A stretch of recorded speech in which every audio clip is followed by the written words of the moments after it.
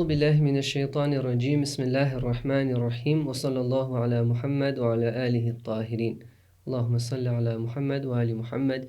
Dear brothers and sisters, Assalamu alaikum to yet another session in our course From Ali to Al-Mahdi, a course on establishing Imamah and getting to know the Imam of our time, Imam Mahdi, and knowing our responsibilities in the time of Ghaiba.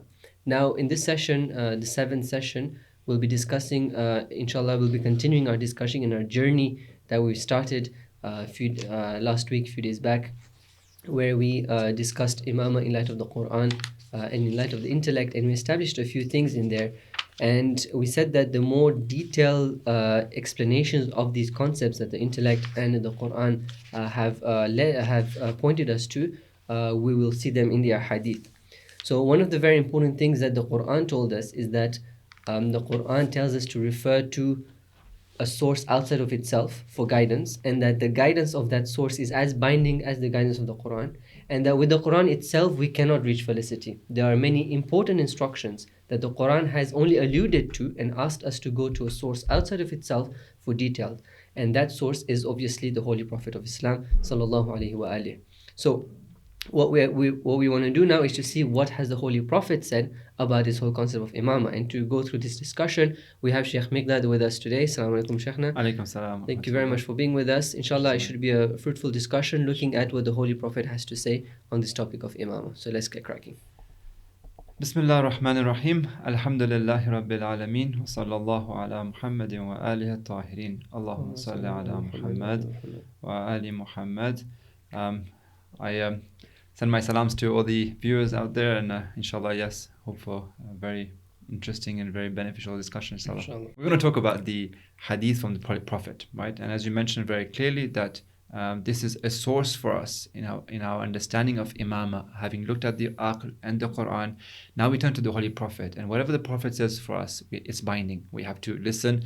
It's an authority, and that we have to accept what he says. Yeah. And we find that there are many traditions from the Holy Prophet talking about Imamah, and we want to explore 5 of those traditions. Okay. Right. So if you bring my screen, I just want to talk about these 5 traditions very quickly, and then I'll go on into each of them in more detail. So the first hadith that we'll talk about is the hadith of Thaqalain, Inni tarikun fikum wa Thaqalain. The second hadith is the hadith known as the hadith of Manzila. So each of them have a name. Yeah. Easy it's for us to refer to them and to remember them as well. So the hadith of Manzila is where the Prophet brings about the status of Harun to Musa, similar to him and Imam Ali, Amirul Mu'mineen. And then we move on to Ghadir, talk about Man Kuntu Mawla. And then the last 2 hadith from the Prophet is the hadith of Ithna Ashar, where he talks about the 12th Khalifa. And lastly is the hadith of Man Mata. Whoever doesn't know the Imam of his time dies the death of Jahiliyyah. Okay. Before we move on into each of these single hadith that we want to talk about, let's talk about the discussion on methodology. So if you show my screen, we want to talk about 2 main questions, right? Because here we are sitting over here right now, right? And we wanted to talk about what the Prophet said to us regarding Imamah. Yeah. So the 2 main questions that come to us regarding this, okay, is this. The first one is, did the Prophet really say this? Right? Now, this is unlike the Holy Quran. You don't ask this question in the Quran. Because the authenticity of the Quran is pretty much clear. We don't doubt that. But when it comes to the Sunnah of the Prophet, the Hadith, there is always this question, did the Holy Prophet say this? We have the whole discussion of authenticity, in which we touched on and discussed some of the foundations regarding that. Yeah. Exactly. So before discussing anything about these 5 hadith, what we're going to do is talk about establishing the fact that really the Prophet said this, right? And secondly is, what did the Prophet mean when he said this, right? Because there's often discussions, especially in these 5 hadith, right? These 5 hadith are hadith that we are certain that the Prophet said this, right? Inshallah, that's what I'm going to try and prove. And then discussion will come about, what did he really mean? And this is why we have to try and establish and bring as much certainty into what we're trying to explain and say, okay, the Prophet really meant this. I think whoever is familiar to us, even a certain extent regarding these discussions of Imamah, when you hear these names of at least the hadith of Ghadir, I think everybody knows that this is definitely happened. It's definitely from the Prophet. We know that the Sunnis believe in this and the Shias believe in this. We know that this is linked to the 2 verses of the Quran that we discussed earlier with Shaykh Ali. So in terms of authenticity, we're just going to do it as an exercise, I guess. But in terms of authenticity, we're pretty clear on it. the most important and crucial part of the discussion is understanding what the Prophet was actually trying to say in those. You're right, but something. I'll tell you something. So I spent hours doing this. I hadn't done this for myself before. So when we grow up, we know this hadith, we read this hadith, and we know this is part of our aqidah, right? But when you really open the books, and I did this, I didn't even suffice by just taking a secondary book or something from my teachers, for example, and whatever they've quoted. I actually went back and looked at the book and opened the books, right? And when you open the books, and you actually find the written in black and white, right? You with see the ink. yourself being there. Exactly. In the You books. feel, it kind of brings a certainty to you. Yeah, And this is what's important. So coming to the certainty, let me talk about the methodology I want to use regarding this first question of, did the Prophet really say this?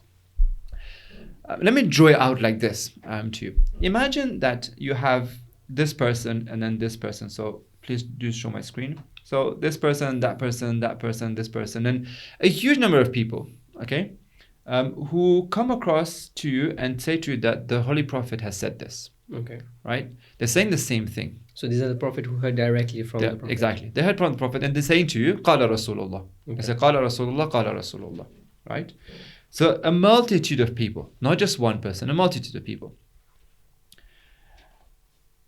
These individuals are then quoted by giants. Let's call them this. Okay. The people later on that come later and quote these guys. Exactly. So these are scholars, right? These are experts in the field, right?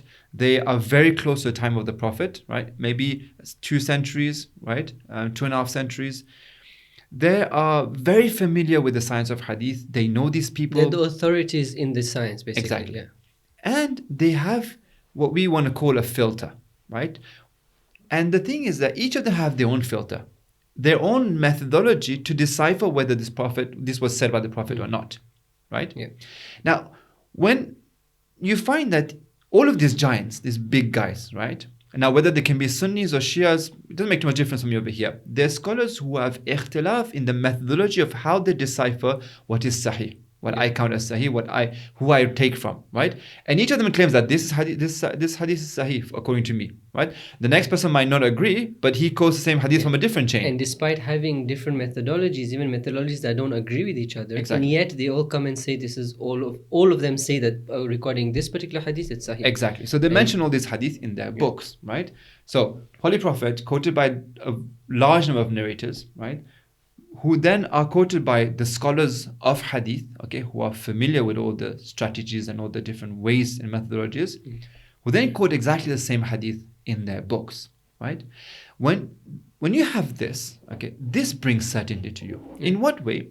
In this way that you think that it's very improbable, right? Close to zero probability, okay, that this many people would have come together and would have invented, because it's one hadith, right? They would have invented together. So imagine a pocket of group of people, let's say 20 people, get together, say, you know what, we're going to lie about this, right?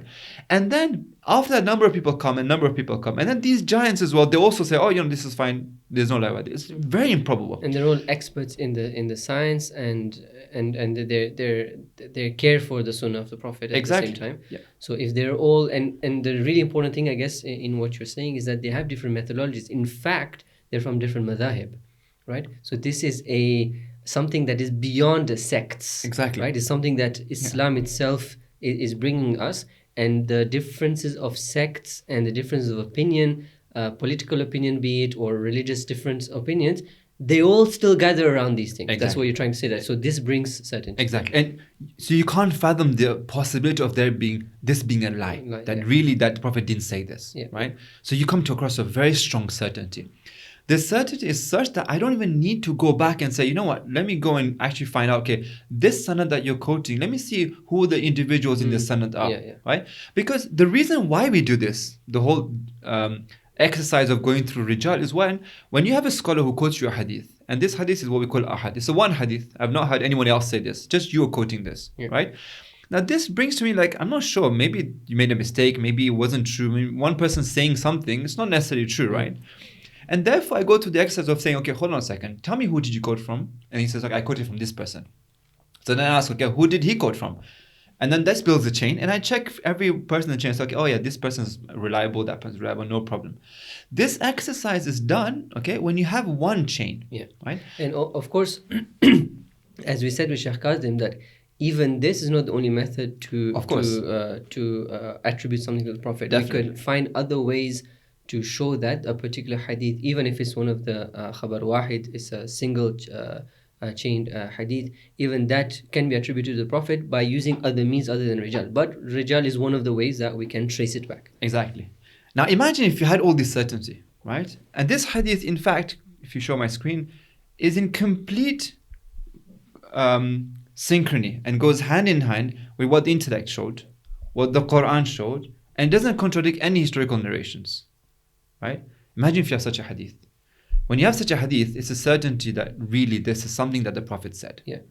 And once the Prophet said it, and I understand what he meant, this is abiding for me, and it's an authority over me. Now, what I really like about this, and which is really hitting me strongly here, is that this is not something that's let me use the word sectarian. It's not to do with one sect. This is beyond sects. Exactly. So if there's anything, there can't be anything more Islamic than something like that. Exactly. If we can prove such a hadith, then this is like one of those basics of Islam that none of the sects because can the Prophet accept. said Yeah, it, because it got to the Prophet. That's very important.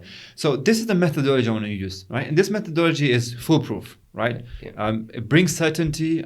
You can't escape it. Yeah. Right, and you'll see as well. You'll be surprised that we go along. It's so certain, right, that you wonder what other people are thinking.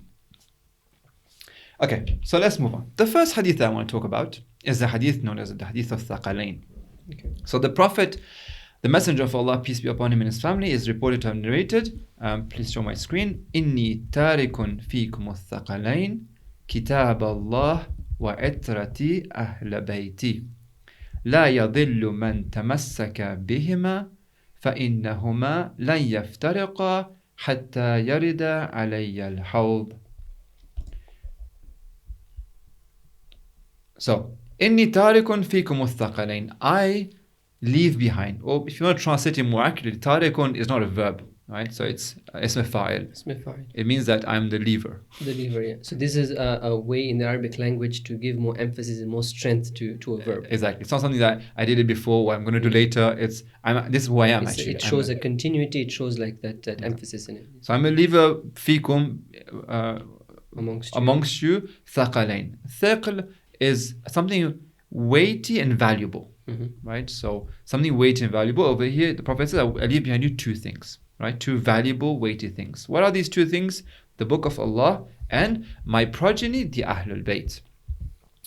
Two things about this. One, لا يضل من تمسك بهما. Whoever holds on to them, whoever does tamassuk to them, holds on, grabs onto them, right? Both of them. Bihima is mean both of them. Yeah. لا يضل, he will not be misguided. Balal means misguided, away from hidayah. Yeah. Right? And the second point is that فَإِنَّهُمَا لَن يَفْتَرِقَا. These two things, so the Quran and the Ahlul Bayt, will never separate. They all stick together. Yeah. The لَن يَفْتَرِقَا, لَن is never, ever will they separate until يَرِدَ عَلَيَّ الْحَوْض, until they enter upon me in the Hawd, which is paradise. Yeah. Right. Okay. So, question, did the Prophet really say this? Yeah. Let's analyze it. If you see my screen, Muslim in his Sahih book. So Muslim is obviously one of the six authors of one of the six main books of the Ahl Sunnah. He passed away in the 3rd century. In volume 4 of his book, he quotes his hadith from a chain that ends with Zayd ibn Arqam, one of the companions of the Prophet, whereby a group of people come to this person, right, and say to him, Ya Zayd, a lot of good things has reached you, right? You've seen the Prophet, you've heard from the Prophet. Tell us something that you've heard from the Prophet. Imagine the scene, right? So Zayd said, I'm an old person. Like I've become old. My time has passed, basically. I've forgotten certain things. So what I narrate to you, take it. And what I don't narrate to you, then don't blame me for it. I've become old, right? Then he says, ثم قال قام رسول الله. One day, the Prophet stood between us, fina khatiban, in a place called Khum, right? Referring to the incident of Ghadir. Yeah.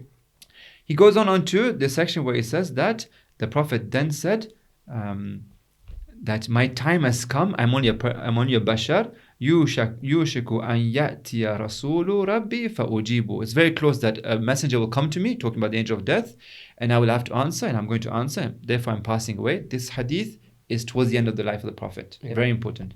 And it says, وَأَنَا تَارِكٌ فِيكُمُ الثَّقَلَيْنِ أَوَّلُهُمَا كِتَابُ اللَّهِ. I leave behind you two things. One of them is the Kitab of Allah, in which there is hidayah and there's nur, and hold on. فَخُذُوا كِتَابِ اللَّهِ. Then hold on, Kitab Allah, hold on to the book.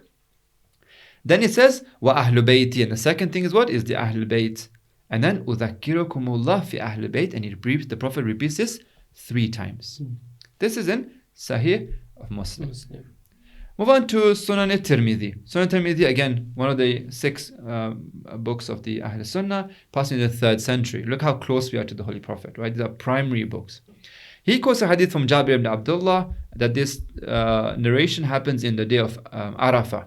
That he says, I saw the Prophet say, Ya ayyuhan nas, inni taraktu fikum ma in akhadhtum bihi lan tadillu. O people, I leave behind you 2 things that if you hold on to them, you will never be misguided. What are these 2 things? Kitab Allah wa itrati ahla bayti. This is in Tirmidhi. And Tirmidhi so has many different sharh. There's different people that come after it and comment on this. Yeah. Albani, who is a Salafi scholar, of very recent scholar.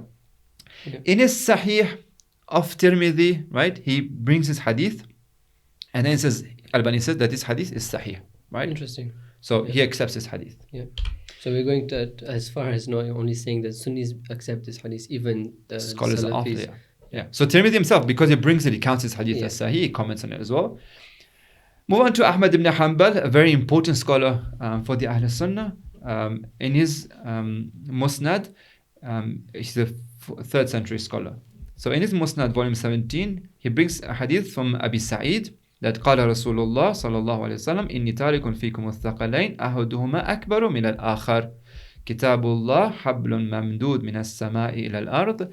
The book of Allah, which is a rope that's stemming from the sky coming down to the earth. And the second thing is إترتي أهل بيتي وإنهما لن يفترقا حتى يرد علي الحوض.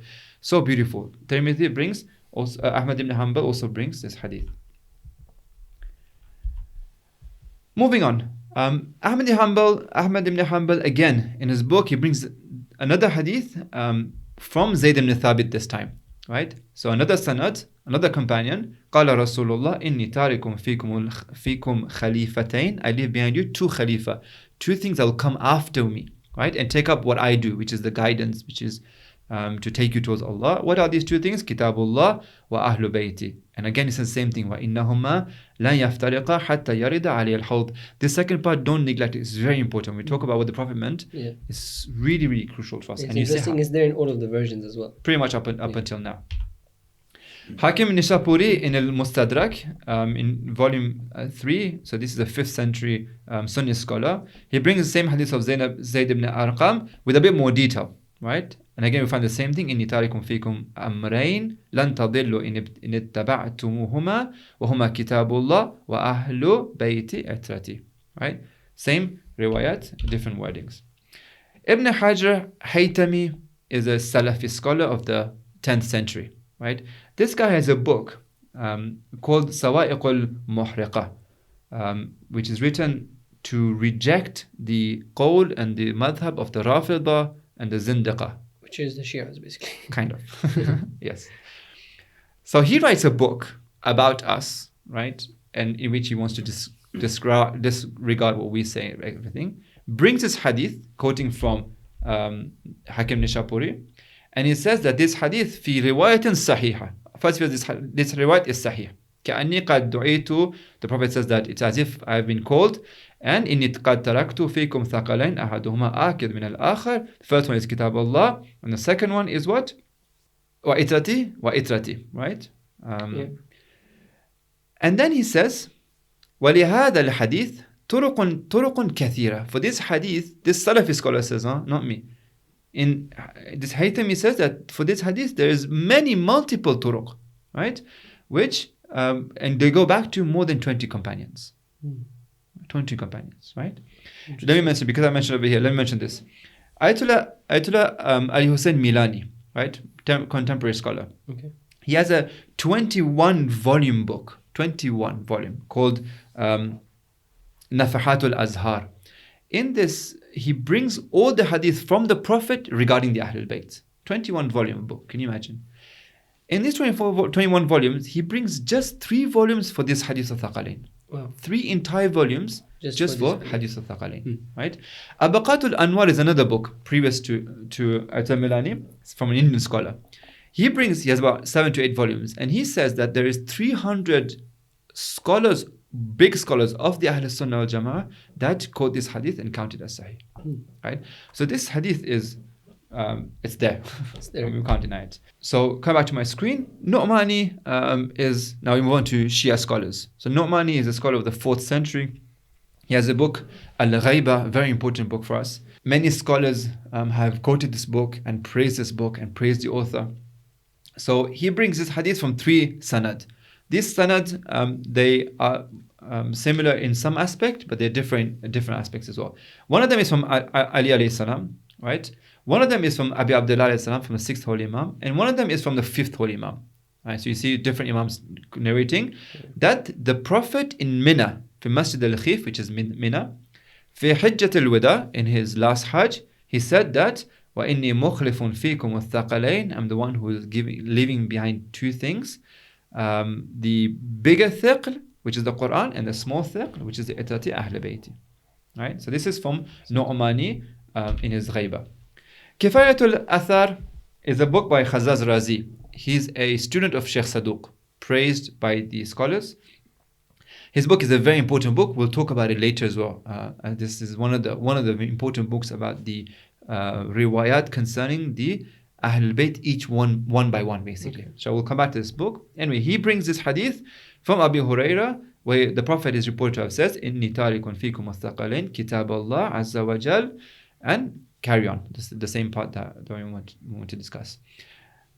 Very important that a person like him brings this hadith, because his book is in this context, right? Yeah. That he wants to establish that the Ahlul Bayt were all appointed. Yeah. Right? And he brings this hadith. Yeah. And I guess he's bringing it from Abu Huraira to, again, drive the point that, look, this is not even from a Shia narrator such that he would want to invent this. This is from Abu Huraira, and, you know, if you Sunnis accept him, then there you go, basically. Yeah. Shows a very important context of when these people were writing books, what they were writing towards, right? Yeah. Inshallah, we'll talk about that later as well. Yeah. When we talk about the Ithna Ashar, that these scholars, when they write books at that period, what are they writing? What are they trying to establish? Anyway, for now, what concerns us that this hadith is reported in his book as well.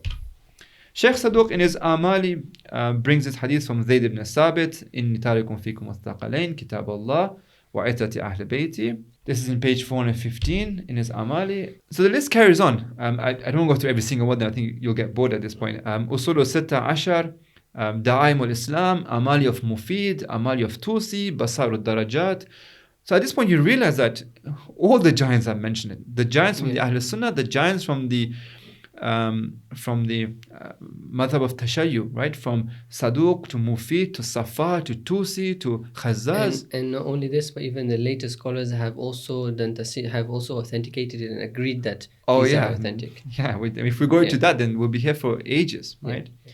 And let me bring this hadith from Kulaini. I mean, we didn't mention Kulaini. I brought him separately for those who really want to do go through the narration one by one and go through Rijal. This is a Sahih Sanad hadith, although this one is narrated from Imam Baqir alayhi salam, who says that Ballagha Rasulullah alladhi ursila bihi. The Prophet did his tabligh. He mentioned everything he had to mention, and therefore فَأَلْزِمُوا وَصِيَتَهُ. Hold on to his what he left behind, his wasiyah.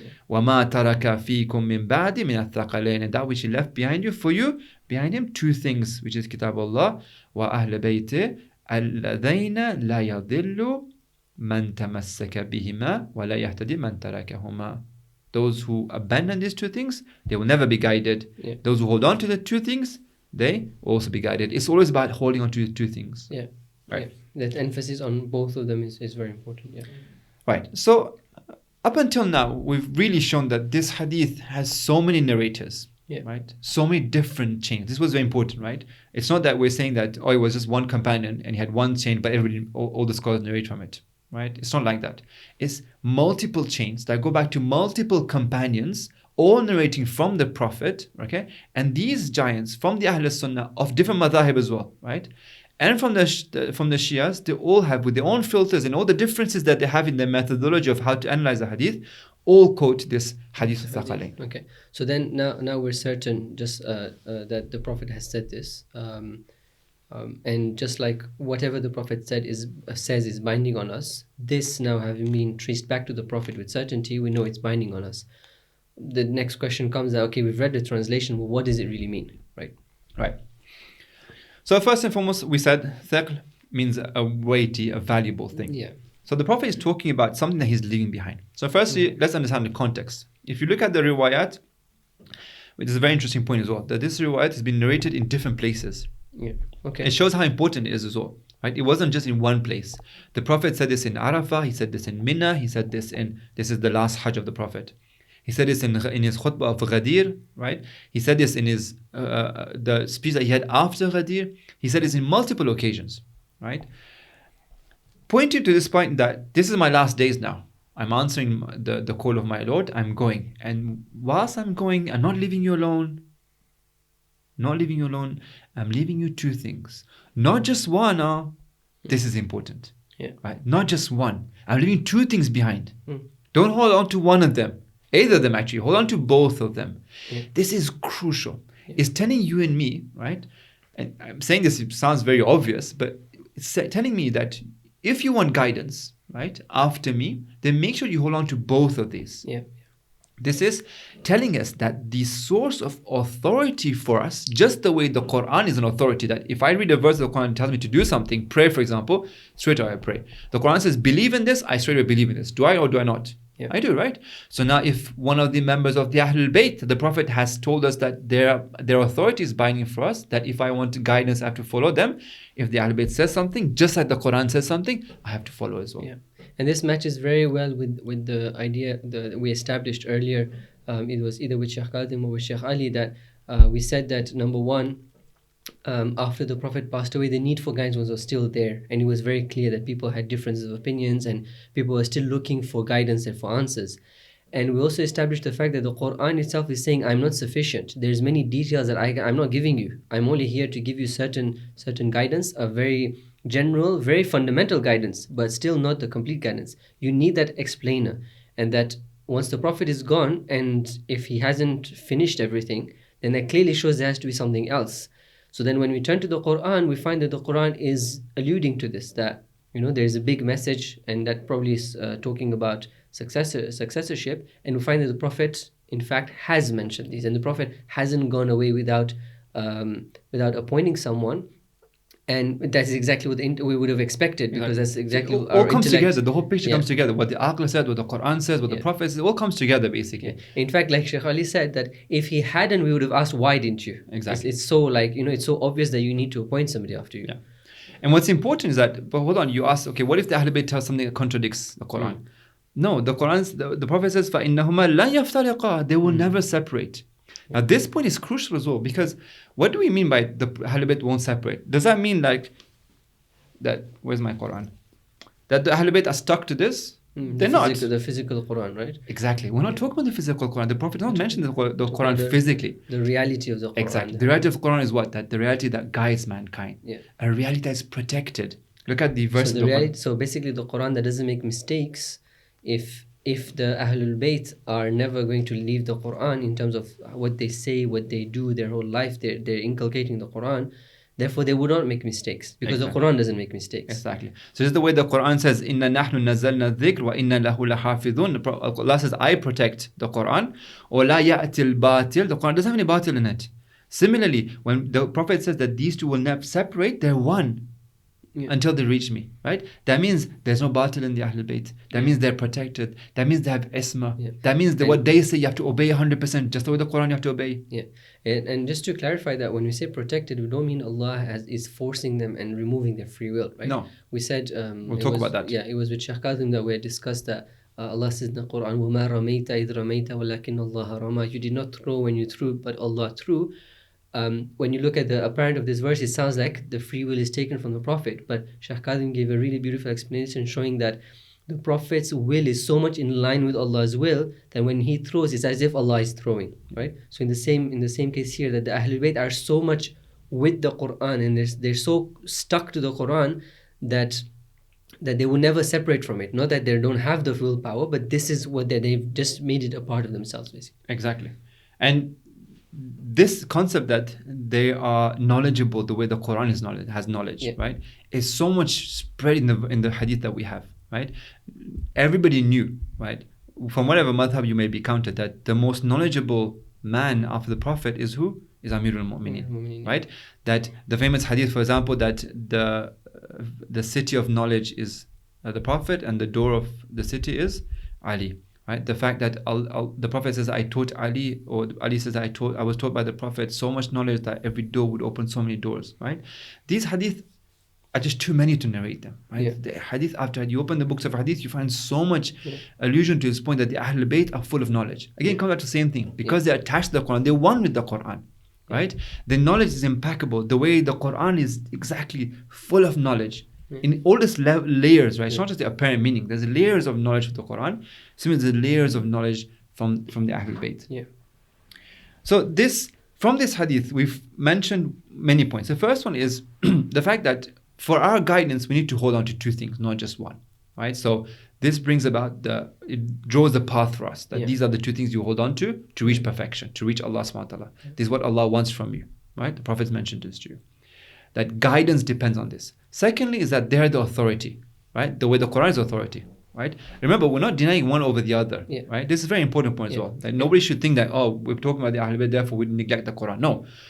You have to hold on to both of them, right? So we hold on to both of them. And what you said earlier, that they'll never contradict each other, just like the verses of the Quran between themselves would never contradict each other. And if we happen to feel like there's an apparent contradiction, we have to solve the contradiction. Let's say one of them is wrong. Exactly. In the same way, if we find and we can prove that a certain word is from the Ahlul Bayt, from the Prophet or the Ahlul Bayt, then if there is an apparent contradiction, then that's also something we need to solve. We can't just discard it just because in the apparent it looks exactly, which was something all the scholars do all the time, whether it's in fiqh or it's in kalam and aqaid, we all do it all the time. We bring the hadith together.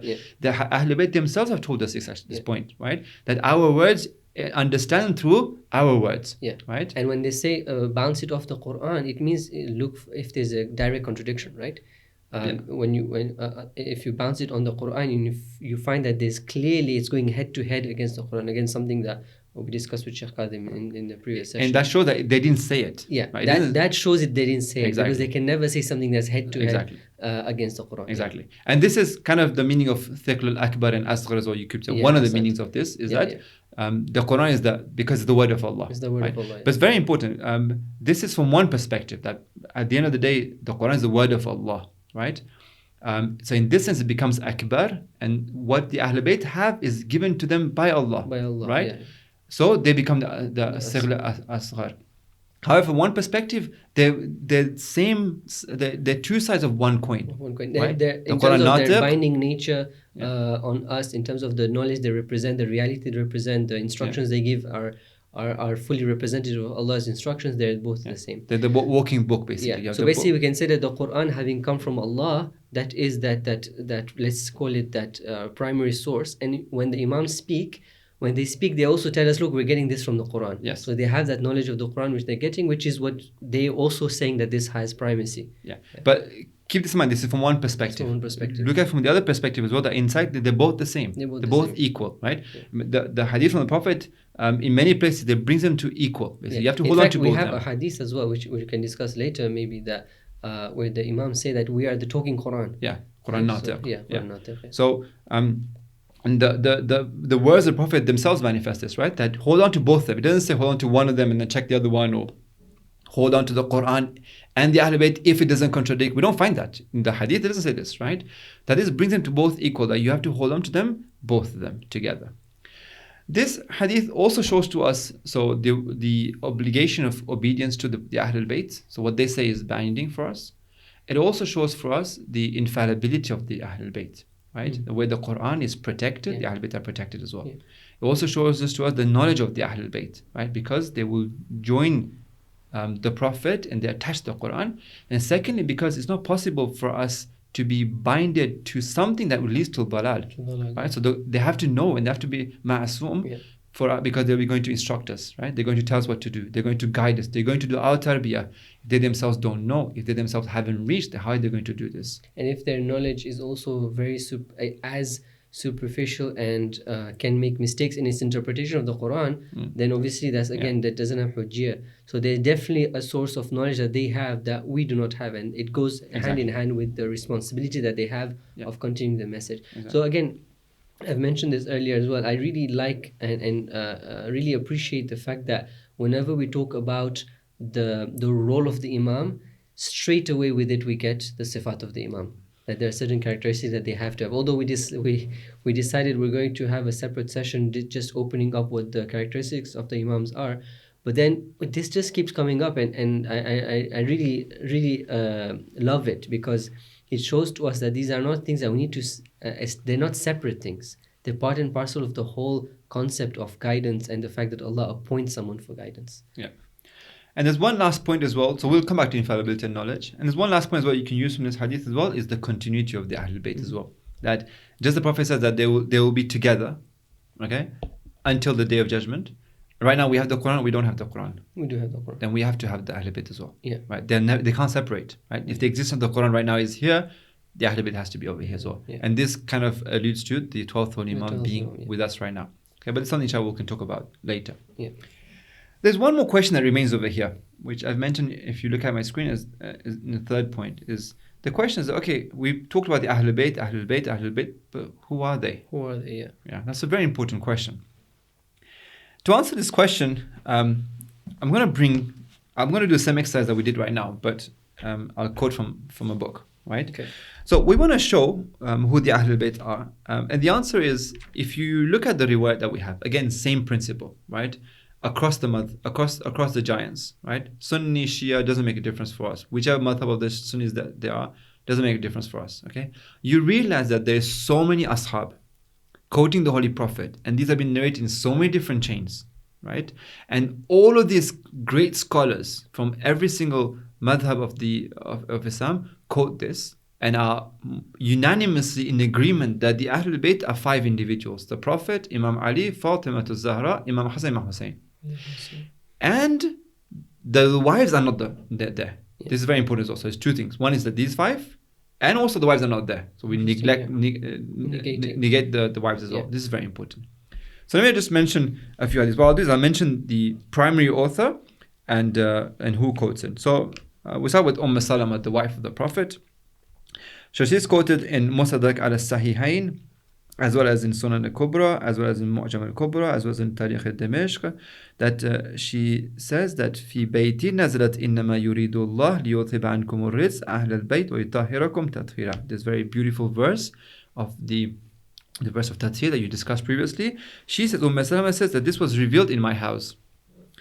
قالت فأرسل رسول الله صلى الله عليه وسلم إلى علي وفاطمة والحسن والحسين فقال هؤلاء أهل بيتي. The Prophet called to these 4 individuals, and then he said that these are the Ahlul Bayt. These are my Ahlul Bayt. We find that Tarikh al-Dimashq with another sanad quotes Salama with the same context, that she said that this verse was revealed in my house. And when this happens, she asked, قلت يا رسول الله ألست من أهل بيتي? Am I not from the Ahlul Bayt as well? And the Prophet says, إنك إلى خير إنك من أزواج رسول الله. Kind of politely, very respectful, because she's a very amazing wife of the Prophet. Yeah. Very respectful, he tells Salama that you are very good. You are amongst the wives of the Prophet.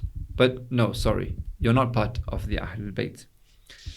This is mentioned in Tafsir Tabari as well, and in other riwayat. You can see me turn pages and see how many riwayat are there from Salama doing the same thing. We find that Aisha reports, and this is reported from Sahih Muslim, as well as Mustadrak al-Sahihain, as well as other riwayat, where Aisha says that the Prophet one day came out of his house dressed in a way, فَجَعَ الْحَسَنُ بْنُ عَلِي, and the Imam Hassan came to him, فَأَدْخَلَهُ, and then Imam Hussein came to him, and then Fatimah al-Zahra came, and then ثُمَّ جَاءَ عَلِيٌّ فَأَدْخَلَهُ, then Imam Ali came, and then this verse, ثُمَّ قَالَ, and the Prophet said, إِنَّمَا يُرِيدُ اللَّهُ, the verse came. So these were the people that were the individuals that were referred to, in where the verse refers to as the Ahlul Bayt. Yeah. Tariq Dimashq in another sanad brings the same hadith, and we have the same thing again, where Aisha فَذَهَبَتْ لِأُدْخِلَ رَأْسِي فَدَفَعَنِي فَقُلْتُ يَا رَسُولَ اللَّهِ أَوَلَسْتُ مِنْ أَهْلِكَ, O Prophet, am I not part of your Ahl? And then of your Ahl, referring to the Ahl that the Quran was about, he says, قَالَ إِنَّكِ عَلَى خَيْرٍ إِنَّكِ عَلى خَيْرٍ, you're good, right? Like you can count it as khair, but you're not part of the Ahlul Bayt. Right? So this was about two wives of the Prophet, that the Prophet clearly told them that although you're good, but you're not part of the Ahlul Bayt. And this is important to know, that we're not diminishing the wives of the Prophet. No. We're saying that the status of the Ahlul Bayt is something else. Exactly. That when the Prophet talks about the Ahlul Bayt, when the Quran talks about the Ahlul Bayt, he means only these individuals, nobody else. This is very important. Abu Sa'id al-Khudri is one of the companions of the Prophet, and Tabari in his tafsir mentions from him, as well as Amali in his Tusi, as well as other companions mention, other scholars mention from Rasulullah, from Sa'id ibn Khudri, that Rasulullah says, Nazalat hadhil ayatu fi khamsa. This verse was revealed about 5 individuals. Fiya, wa fi Ali, wa Hasanin, wa Husainin, wa Fatima, innama yuridullah, and reads the verse. That this verse was revealed about these 5 individuals. So in terms of reports, we have more than enough reports that show from across the Sunni and the Shias that show that this verse was revealed regarding these 5 people. The Holy Prophet, in his own words, has referred to these 5 people. Yeah. I guess the Sunnis would have different tafasir for it. But in terms of the actual raw material and the raw quotes from the Prophet and from the Quran, it's clear that this is referring to you can't escape it. Yeah. Let me bring one more hadith, which I think is very important. This is from Anas ibn Malik, and Sunan al-Tirmidhi reports this hadith, as well as Musnad ibn Ahmad, Hanbal, as well as Mustadrak al-Sahihain, as well as Mu'jam al-Kabir, and as well as our Shia books as well, that he doesn't mention over here. Anas says that Inna Rasulullah sallallahu alayhi wasallam kana yamuru bi babi Fatima 6 ashhur idha kharaja ila salat al-fajr. The last 6 months of the Prophet's life, okay, Anas says that whenever the Messenger of Allah would come out of his house to go to mosque to pray Salat al-Fajr, he would stop at the door of Fatima. What would he say? He says, As-salat, ya ahl al-bayt. Right? Come for salah. And then he would read this verse, Innama yuridullah liyuthib ankum. Again, emphasize, so it doesn't become a doubt for anybody who these Ahlul Bayt are. It basically, just like you were saying, the fact that when Allah wants to tie a historical thing or a person to an ayah, he has to make it big. And so the Holy Prophet is trying to make it big in history. Yeah. That nobody does that. Who am I referring to when I say that? Because when you read the Quran, you come to this verse of Tathir, you're like, who are the Ahlul Bayt? These are very special people. It's not a joke to be purified from rids completely. Exactly. So these guys have a very big status, and there's definitely some relevance in it for us. Yeah. And so the Prophet was making it very, very clear by mentioning many times about these prophets. So, I mean, the list carries on. Thawban and Jabir ibn Abdullah and Zayd ibn Arqam, and the list carries on about different riwayat that from different sanad report that the Ahlul Bayt are these 5 individuals and not anybody else, including the wives of the Prophet, are not included in this. So this brings a close to this very important hadith where we very clearly showed that these 5 individuals, what we call the Ahlul Bayt, they are the source of guidance for us with the Holy Quran, attached to the Quran, that their obedience is wajib upon us, that we have to follow them, that if we want to reach guidance, we have to follow them, and that if we don't follow them, then we'll go into dalal, those who abandon them went into misguidance, and that they have infallibility, they have knowledge, and this is a continuous thing until the Day of Judgment. This is regarding the hadith of Thaqalain. So before we move on to the next hadith, I think it's time for us to take a break. We had a good discussion on hadith al-Thaqalain, and before that on the methodology that we want to continue. So let's take a quick break, a few minutes, just have a drink, drink some chai or water or something, get ourselves refreshed, and then we can come back fresh for another hadith or another 2 hadiths, however many we want to discuss today, inshallah. So brothers and sisters, let's take a few minutes break and we'll be back, inshallah.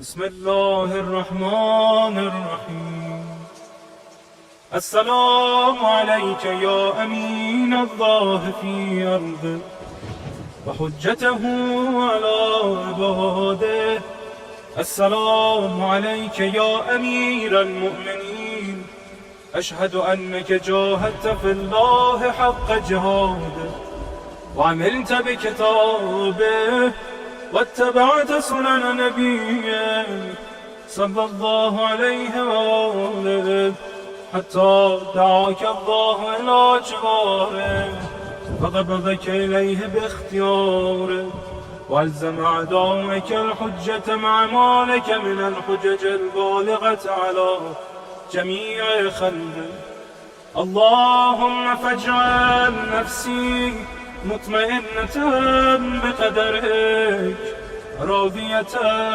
بقضائك مولعة بذكرك ودعائك محبة لصفة أوليائك محبوبة في أرضك وسمائك صابرة على نزول بلائك شاكرة لفضائل نعمائك ذاكرة لثواب غالائك مشتاقة إلى فرحة لقائك متزودة التقوى ليوم جزائك مستنة بسنن أوليائك مفارقة الأخلاق أعدائك مشغولة عن الدنيا بحمدك وثنائك اللهم إن قلوب المخبتين إليك والها وسبل الراغبين إليك شارع وأعلام القاصدين إليك واضحا وأفئدة العارفين منك فازعة وأصوات الداعين إليك صاعدا وأبواب الإجابة لهم مفتحة ودعوة من ناجاك مستجابة وتوبة من أناب إليك مقبولة وعبرة من بكى من خوفك مرحومة والإغاثة لمن استغاث بك موجودة والإعانة لمن استعان بك مبذولة وعداتك لعبادك منجزة وزلل من استغالك مغالة وأعمال العاملين لديك محفوظة وارزاقك إلى الخلائق من لدنك نازلة وعوائد المزيد إليهم واصلة وذنوب المستغفرين مغفورة وحوائج خلقك عندك مغفية وجوائز السائلين عندك موفرة وعوائد المزيد متواترة وموائد المستطعمين مؤدة ومناهل الظلام مترعة اللهم فاستجب دعائي واقبل ثنائي واجمع بيني وبين أوليائي بحق محمد وعلي وفاطمة والحسن والحسين إنك ولي نعمائي ومنتهى مناي وغاية رجائي في منقلبي ومثواي أنت إلهي وسيدي ومولاي اغفر لأوليائي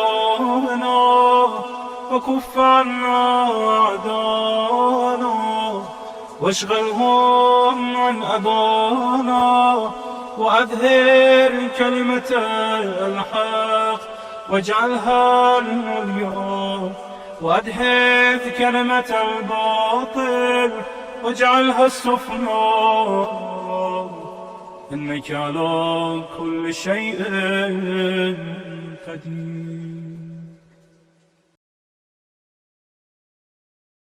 Bismillah ar-Rahman ar-Rahim. Dear brothers and sisters, Assalamu alaikum and welcome back to the session number 7, where we're discussing Imamah in light of Ahadith. So we're with Shaykh Miqdad discussing the Ahadith that are to do with Imamah that have come from the Prophet of Islam, and we spent the first part of the discussion talking about, apart from the methodology and the introduction in the beginning, we talked about mainly the Hadith of Thaqalain. So Shaykh Miqdad, you said we can move on to another Hadith? So the second Hadith I want to talk about is the Hadith of Manzilah. So if you bring my screen, the Hadith is this, that the Prophet is reported to have said, Anta minni, addressing Amir al-Mu'mineen. It's very important over here. The Anta refers to Amir al-Mu'mineen, Ali ibn Abi Talib, that you are to me, minni bimanzilati Haruna min Musa, that which Harun was to Musa. So Harun had a position in regards to Musa, the same position that Harun had to Musa, you or Ali, you have to me. Okay. Yeah. Okay? Except one exception. Right? So I'm not giving a mutlaq, a general principle, except it has one exception. Right? Everything else except one exception. إِلَّا أَنَّهُ لَا نَبِيَ بَعْدِي, except that there is no prophet after me. And therefore, you're not a prophet. Right? But what Harun had in relation to Musa, you have in relation to me. Right?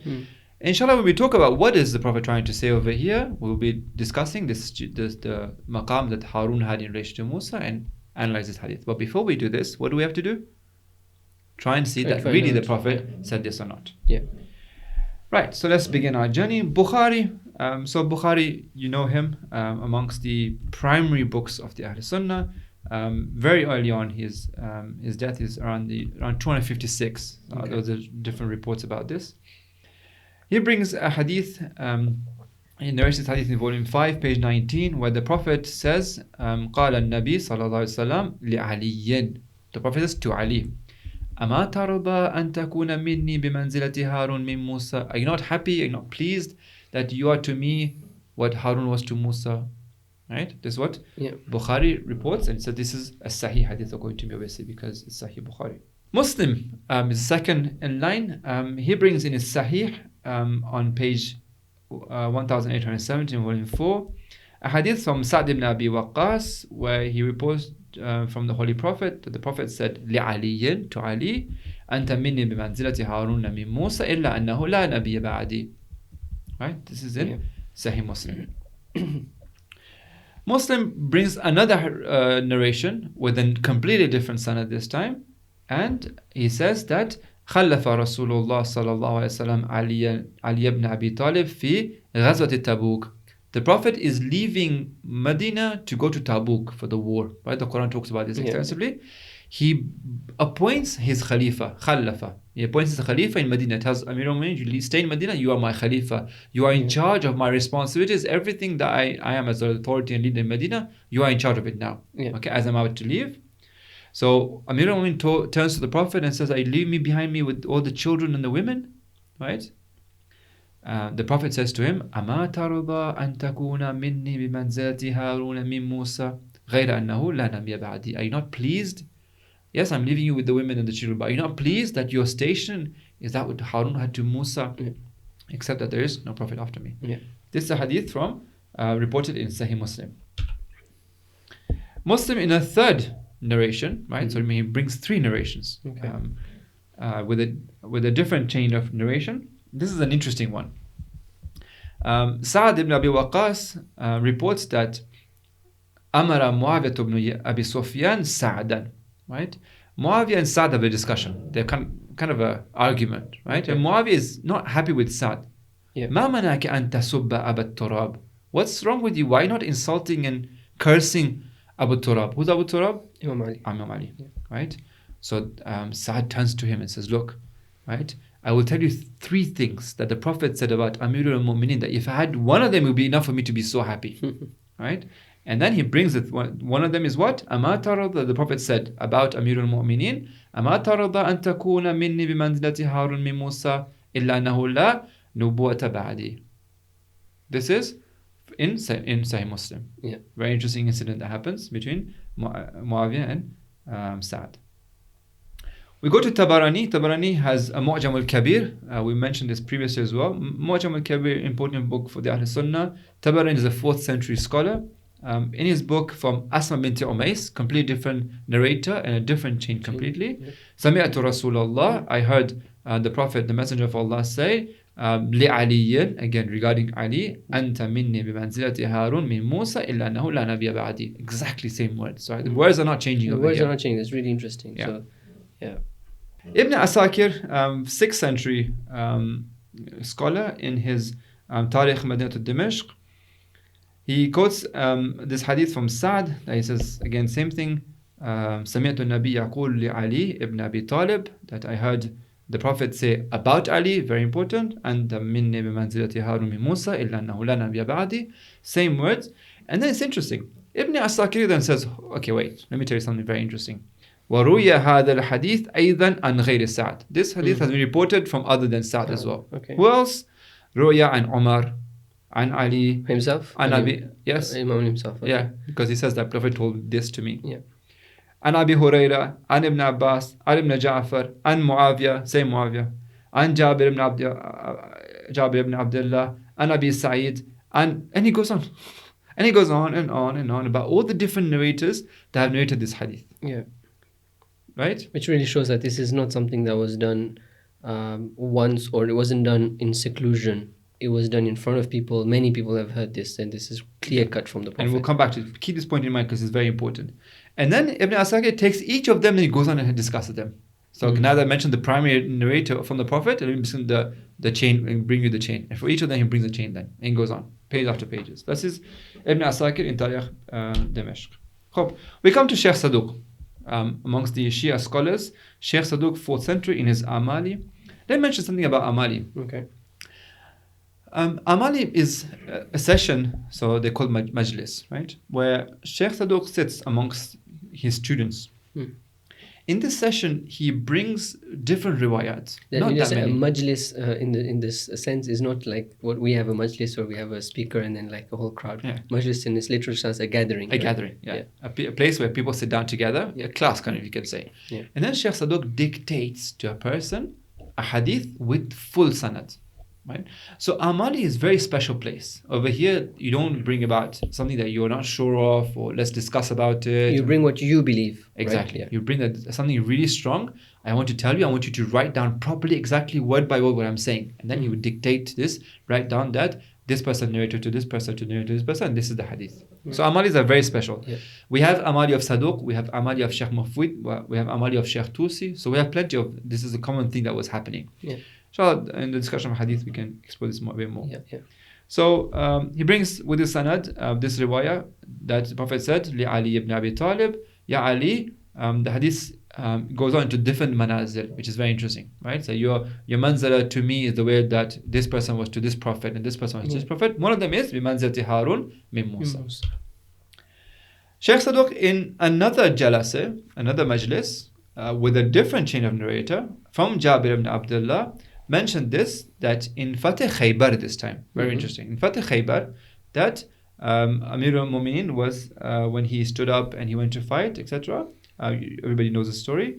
The Prophet here mentioned this, أَنَّكَ مِنِّي بِمَنْزِلَةِ هَارُونَ مِن مُوسَى إِلَّا أَنَّهُ لَا نَبِيَّ بَعْدِي. Shaykh Saduq in a third jalasa, in a third majlis, with a different chain of narration, from Ali ibn al-Husayn. فَلَمَّا وَلَدَتْ فَاطِمَةُ الْحَسَنِ قَالَتْ لِعَلِي. This is a story where, over here, Hassan ibn Ali is born. Right? So we had a different, the previous one was in Khaybar. Right? This is when Imam Hassan is born. Okay. When Imam Hassan is born, there's a discussion about what should be the name of this child.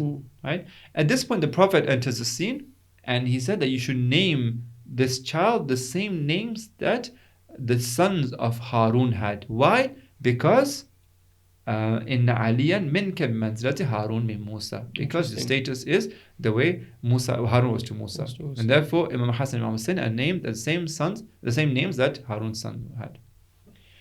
Then Saduq brings in a second and in a fourth and a fifth majlis with different chains of narration the same hadith. So Saduq in his Amali 5 times in 5 different sessions brings the same hadith that happen in different contexts from different sanads. Nu'mani in his al-Ridha, he brings hadith from Amir al-Mu'minin himself. He says that an incident happens where something is said about the Prophet and about some incident. The Prophet gets really angry, climbs on the minbar, and he mentions this point that innahu minni bimanzilati Harun min Musa, talking about Amir al-Mu'minin. Al-Amali of Shaykh Tusi. So Shaykh Tusi, as I mentioned, also has an Amali. In his Amali, he mentioned this from Salama, right? Where the Prophet tells Salama, Ya Salama, Aliyun minni, wa ana min Ali. Ali is from me and I am from Ali. Lahmuhu lahmi wa damuhu dami, right? Wa huwa minni bimanzilati Harun min Musa. So his blood is my blood, that we're one flesh basically. And he is to me the way Harun was to Musa. And it says, then bear witness, Hada Aliyun Sayyidul Muslimin. Yeah. Shaykh Mufid, in his Al-Ifsah fil Imamah, again a very important book, we'll talk about this later as well. It's a aqaid book. He brings his hadith, أنت مني بمنزلة هارون من موسى إلا أنه لا نبي بعدي. But look what he says, بلا اختلاف بين الأمة. There's no difference of opinion in this hadith. Between who? Between the ummah. Between the ummah. Yeah. Again, this is one of those things that is beyond the sect. It's something that if we were to put the sects aside, this would still remain. This would still maintain. Yeah. We don't care about anything. This has been narrated across the board, basically. That the Prophet said this. This is very important for us. That we're now sure, we have certainty within us that the Prophet said this. Yeah. And these words came out from the Prophet's mouth. Yeah. Now we're sure. Let's go and explore what they mean. Exactly. I can bring Al-Kafi for those who are interested to go into Sanad, for example. Here's a very Sahih Sanad riwayat from Shaykh Kulaini in Al-Kafi, volume 8, page 107. Ali ibn Ash'ari and Muhammad ibn al-Jabbar and Hassan ibn Ali ibn Faddal and Tha'lab ibn Maymun and Abi Umayya Yusuf ibn Thabit ibn Abi Sa'ida and Abi Abdullah قال رسول الله أنت مني بمنزلة هارون من موسى إلا أنه لا نبي بعدي. Right. Question is, what does this hadith mean? Right. So if you bring my screen, I think the translation of the hadith is quite obvious, right? It's talking about manzila, a station that Harun has in relation to Musa, that Ali has in relation to Prophet, with one exception, right? So the question is, we want to find out, okay, what does Harun have in relation to Musa alayhi salam? And we know the one place that's discussed this is the Quran. The Exactly. Quran has discussed the story of Prophet Harun quite well. Exactly. So we open Surah Taha to start with. The story of Musa alayhi salam in Surah Taha, where Musa is speaking to Allah subhanahu wa ta'ala, and Allah instructs Musa that I want you to go to Fir'aun, preach to him, tell him about Tawheed, and ask him to liberate the Bani Israel. Musa alayhi salam turns to Allah subhanahu wa ta'ala and says that وَاجْعَلْ لِي وَزِيرًا مِنْ أَهْلِي. Appoint for me from my Ahl a wazir. Haruna akhi. Who is this wazir going to be? My brother Harun.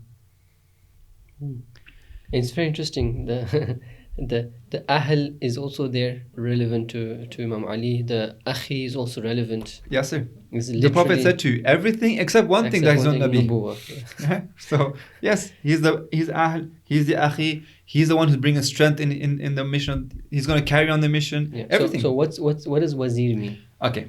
So what does wazir mean? If you look at the dictionaries, and something that everybody agrees with, wazir. So wazara or wazir basically is that which you hold on to, right? So that's wazr, right? And then wazir is one who takes this from you, takes this from you. What is this in this context? Is responsibility, that task, that responsibility, right? And this, so for example, Ibn Darid, 4th century dictionary says that سمي الوزير وزيرا لأنه يحمل وزر صاحبه, because he carries on that task, that load, that responsibility of his of the person that he's wazir of. Yeah. Right. For example, Tahdhib al-Lugha, Azhari, again, 4th century, he says that Wazir al-Khalif, the Khalifa. The one who follows you, basically. Exactly. Takes over you. What is a Khalifa? What does a Khalifa mean? Right? A Khalifa is somebody who, when you're not there, okay, or after you, takes up your responsibilities, what you're doing. Your position, basically. Your position. Yeah. Right? So a Khalifa signs off the last paper. Right? He's the one who does everything you're supposed to do. Yeah. So basically here the Prophet is saying, look, this is my Khalif, this is my Wazir, but not a prophet. That's the only difference. He's not a prophet, but he's doing the same duties. Yeah. And which is what? This is Imamah, basically. What we define. But what was the Prophet doing? Guiding the people. Making sure the people reach to Allah subhanahu wa ta'ala. Doing tarbiyat of the people. Protecting the religion. Explaining the religion. This goes on. Yeah. Right? That everything has, that the Prophet had, Amir al-Mu'minin has as well, except one thing, which is what? The Nubuwah. That's it. It's very, very important.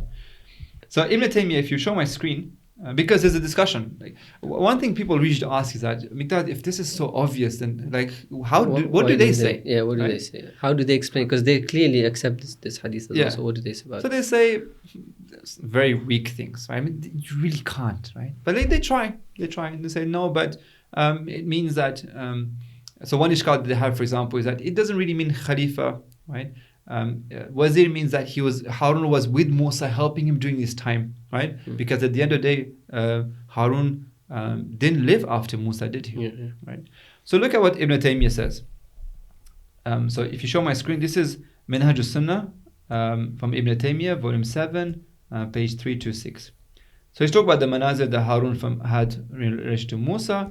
And so من جملة منازل هارون أنه كان خليفة لموسى.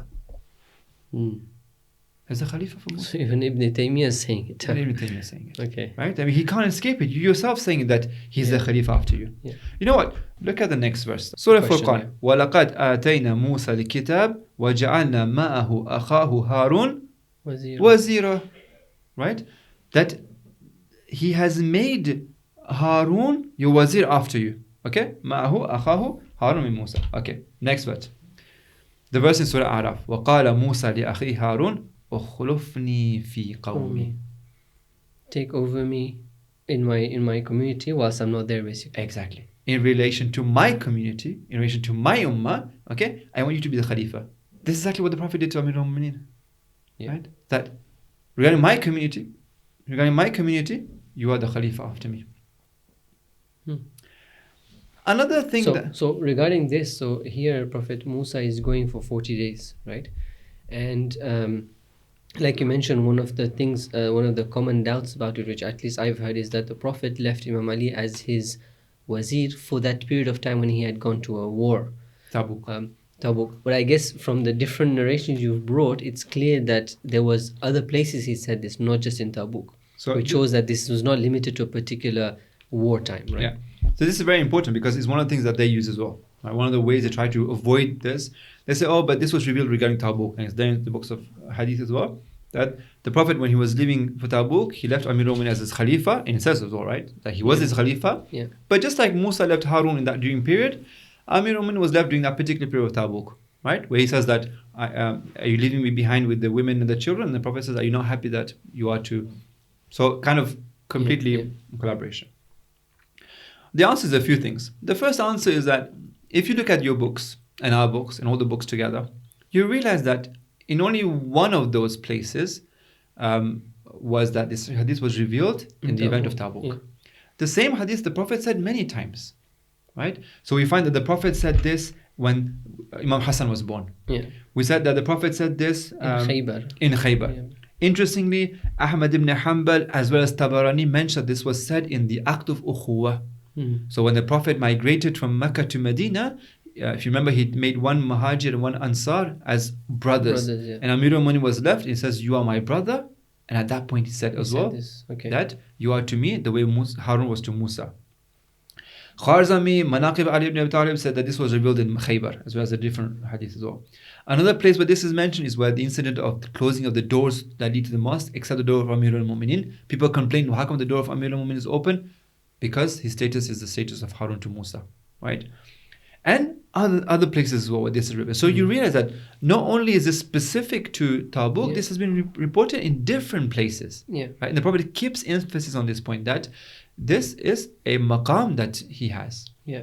And the second point is that if really like you want to just leave Amir al-Mu'minin for Tabuk, right? Would you really bring up this whole concept? It's such a big concept, right? Exactly.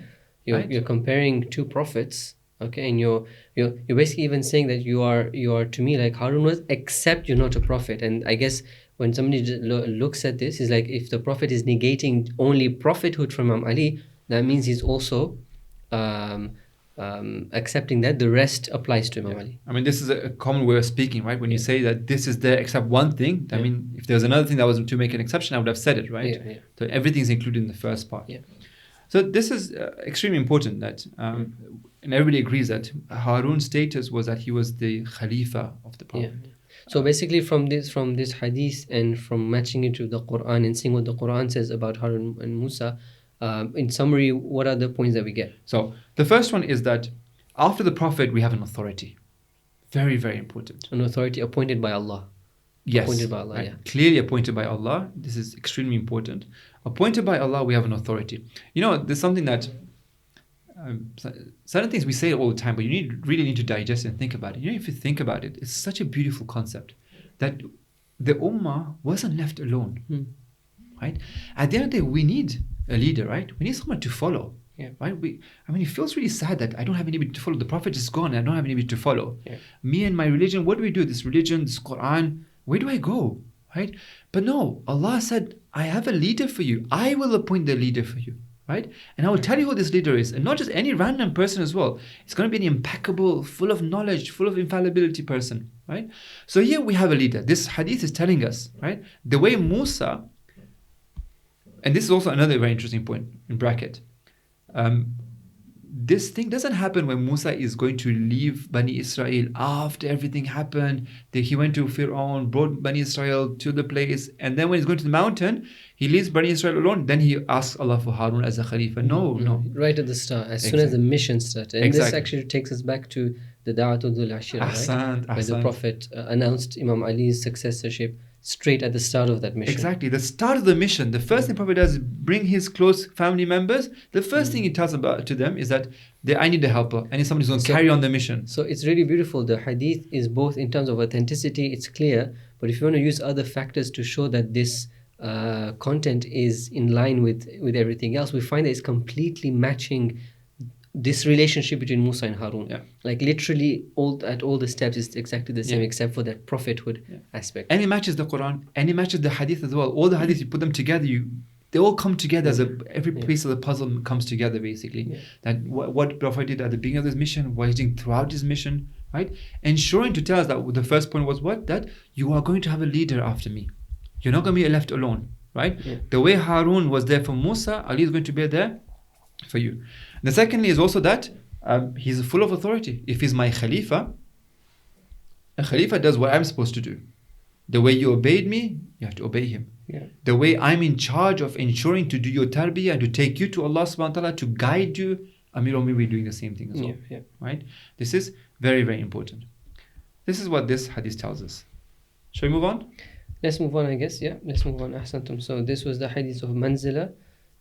So that's two hadiths. So we did the hadith of Thaqalain, and now the hadith of Manzila, and both of them have given us a few things. The fact that the Prophet did appoint a successor after him, but it's also given us a taste of some of his traits as well, right? So this idea that, for example, they're together. So with the Quran, and here as well, if the Prophet is saying that he's not a prophet but he's everything else, which means that all the traits that are necessary for this role, he would have it, except that wahi, that specific wahi that is only for the prophets. is not there.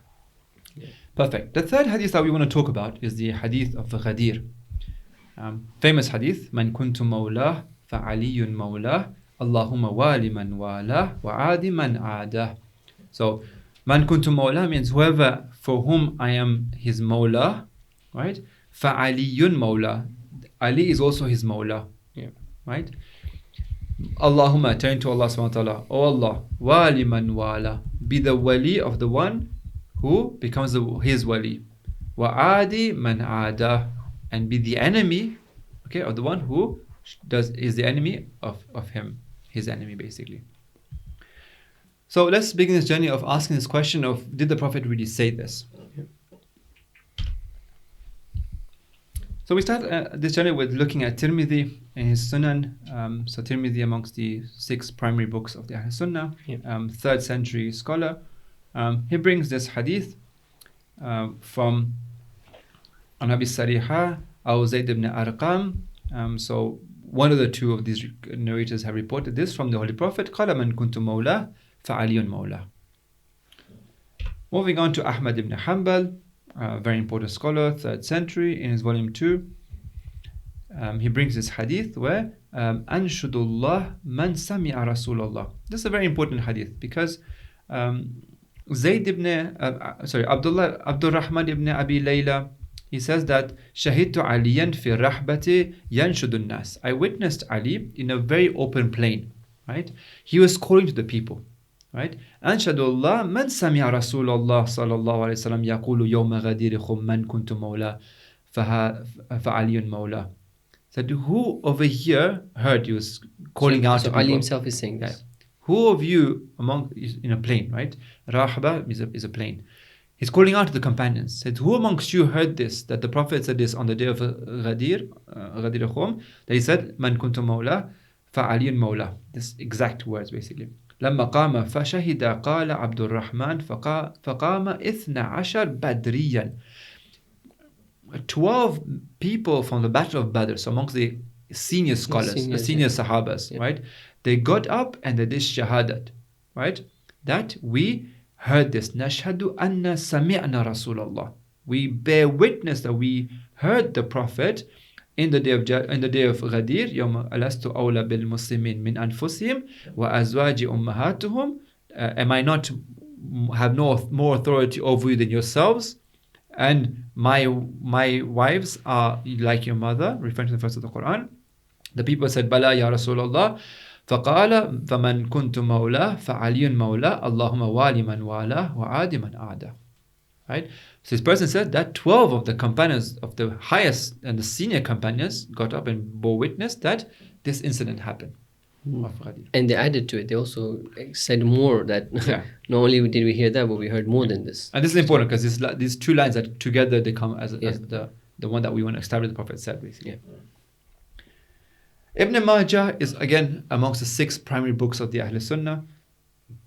In his Sunan, so he's a 3rd century scholar, in his Sunan he brings a completely different sanad, and he says that سمعت رسول الله صلى الله عليه وسلم يقول من كنت مولاه فعلي مولاه.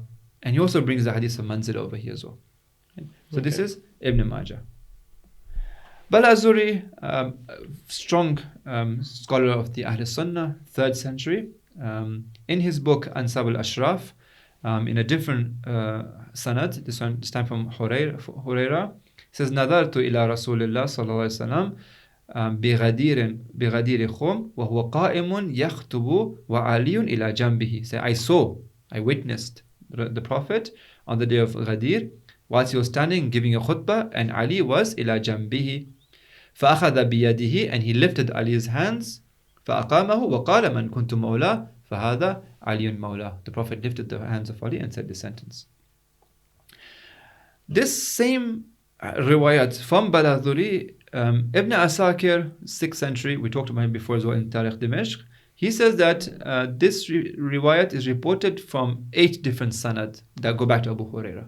So we have 8 different turuq, right, that go back to Abu Huraira, and he goes on and explains all these 8. Baladhuri, again, in a completely different sanad now, okay, in a different page, he brings his hadith whereby the Prophet says, قال أيها الناس أولست أولى بالمؤمنين من أنفسهم. Do I not have more authority over you than yourselves? قالوا بلى. The people said, بلى. Yes. Then he says, are not my wives like your mother? They said, yes. So then it says, هذا ولي من أنا مولاه. This is the wali of the one for whom I am the mawla. This is interesting. Which word is used over here? The word wali is used over here. Allahumma wali man wala wa adi man aada. This is in Baladhuri's book, 3rd century. Nasa'i is one of the authors of the six primary books of the Sunnah, but not in his Sunan that he has in those books, but another book. He has a book called Khasais Amirul Mu'minin, right?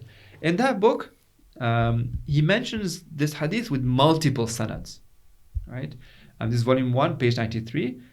So in this one I've put over here on my screen, Zayd ibn Arqam, talking about Hajjatul Wida, the last Hajj, and he describes it at length basically. And we find this same concept that Man kuntu mawla, fahada aliyun mawla.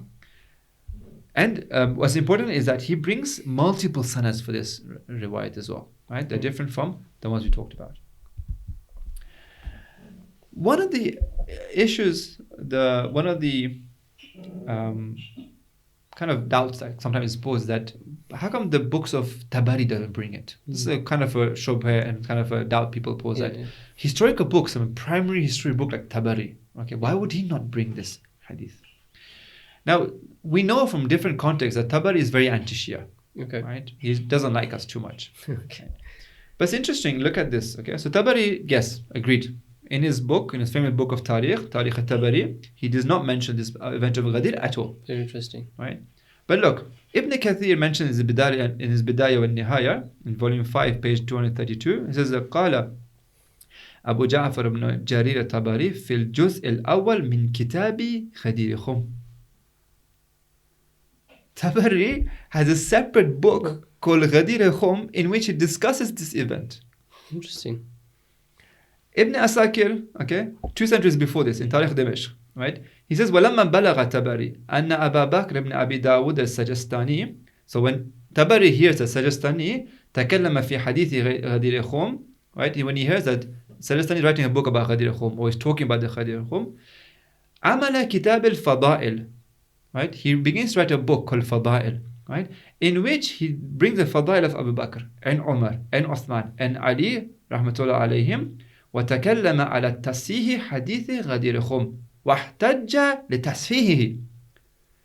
He talks about the hadith of غدير خم, and he argues for the sihat of this hadith, right?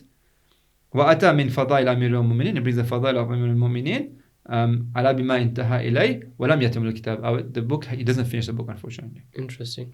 And Dhahabi, so that's strange. He doesn't bring it in his main Tariq book, but then he brings it in another book. Right.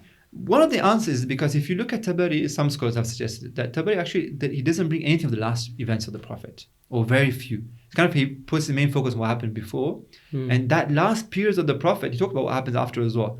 But those last moments of the Prophet, as if he's kind of skipped it or doesn't pay too much attention to it. Right? Interesting. But he has a book. So Dhahabi also in his Sayar al-Nubala, he says the same thing as well. That actually Tabari has a separate book about the Ghadir. He talks about, and he actually says that this hadith is Sahih. Come to Bukhari now. So Bukhari doesn't mention this hadith in his Sahih. However, he has a book with Tariq al-Kabir, right?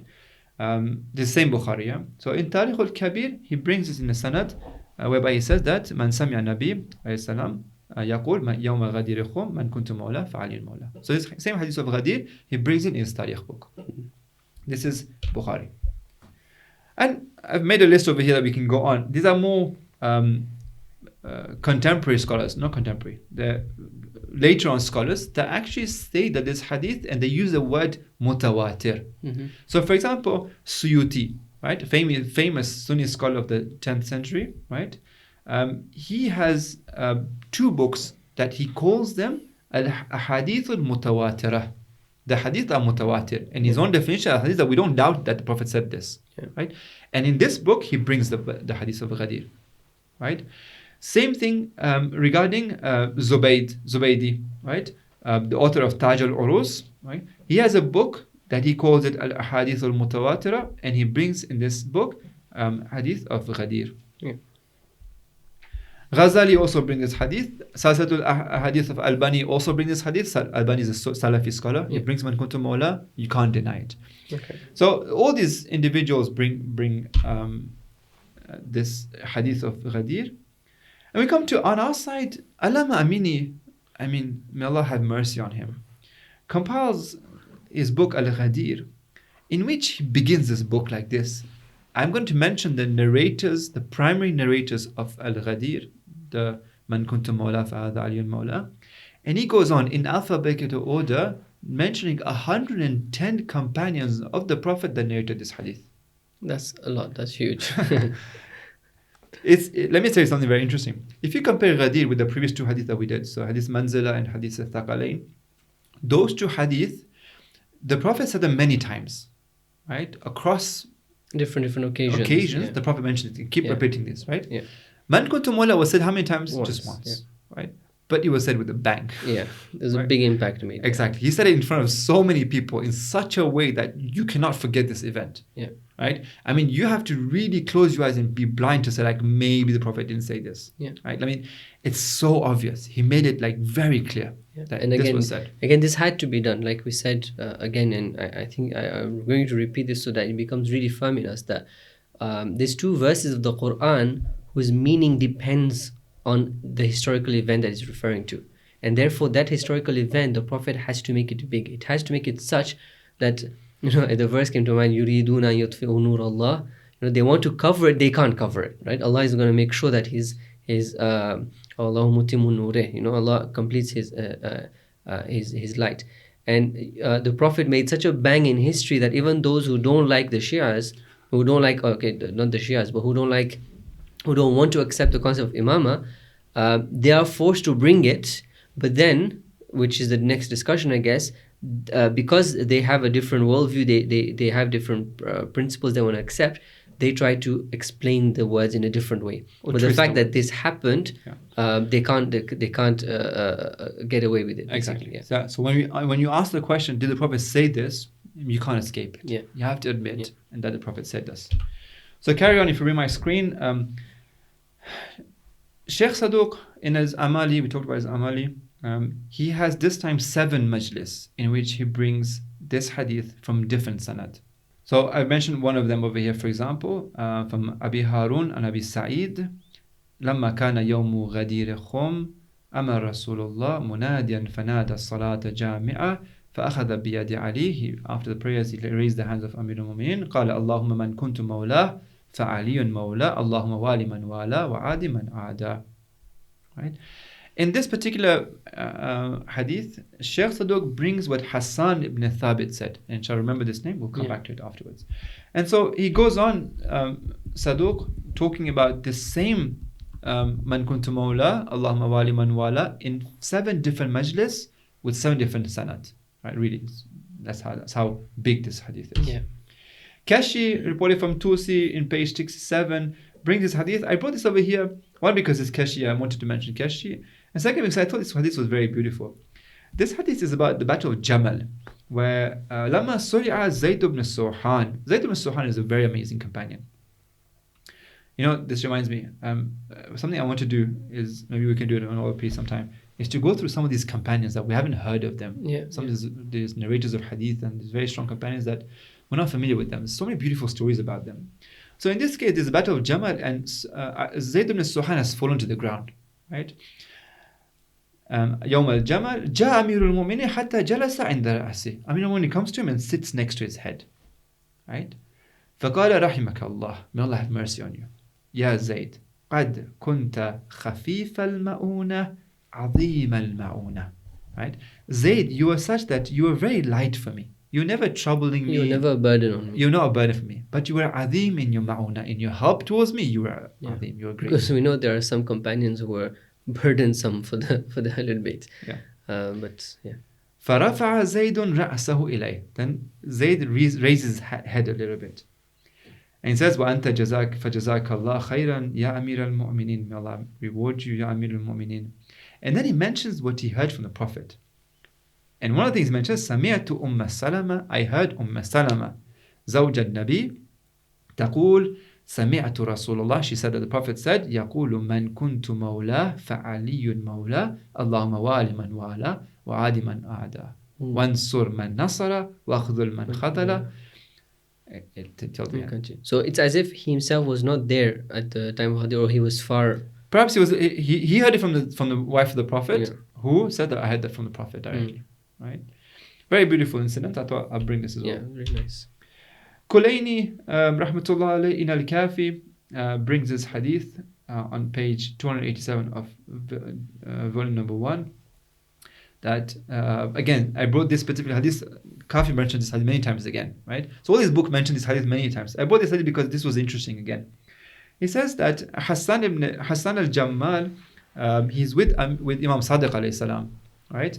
And they حملت أبا عبد الله من المدينة إلى المكة, and we're going from Medina to Mecca. فلما انتهينا إلى مسجد الغدير, and we reached a place where it was called the Masjid al-Ghadir. What does this tell you? The fact that there's a masjid called Masjid al-Ghadir between Medina and Mecca. Okay. That means they've even gone and established a monument for it. Exactly. That's how much famous and how much, until the time of Imam Sadiq, right? That this event is so obvious, so much that there's a masjid for it. Yeah. So when the event actually happened, as we remember the event, there's nothing there. It was bare land, right? There was no water, nothing. Yeah. And so there's a masjid now. So it shows that they've put a monument for it, which is really amazing, because we'll discuss that later, but sometimes we also make monuments for things, right? Out of respect for them, out of remembrance for them. Yeah. So Nadara, the Imam looks at ila maysarati al-masjid. He looks at the right side of the mosque. فقال, Imam Sadiq says, ذلك موضع قدم رسول الله حيث قال من كنت مولاه فعلي مولاه. This is, he points out, he says, this place over here is where the feet of the Prophet were when he said this, من كنت مولاه فهذا علي مولاه. Right? And then it says, فقال ذلك موضع الفسطاط أبي فلان وفلان. And this place over here, pointing, says this is the place where the tent of these individuals were. Right?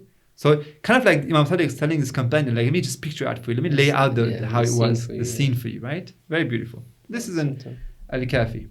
I could go on. Basar Darajat has this in page 77. Safar.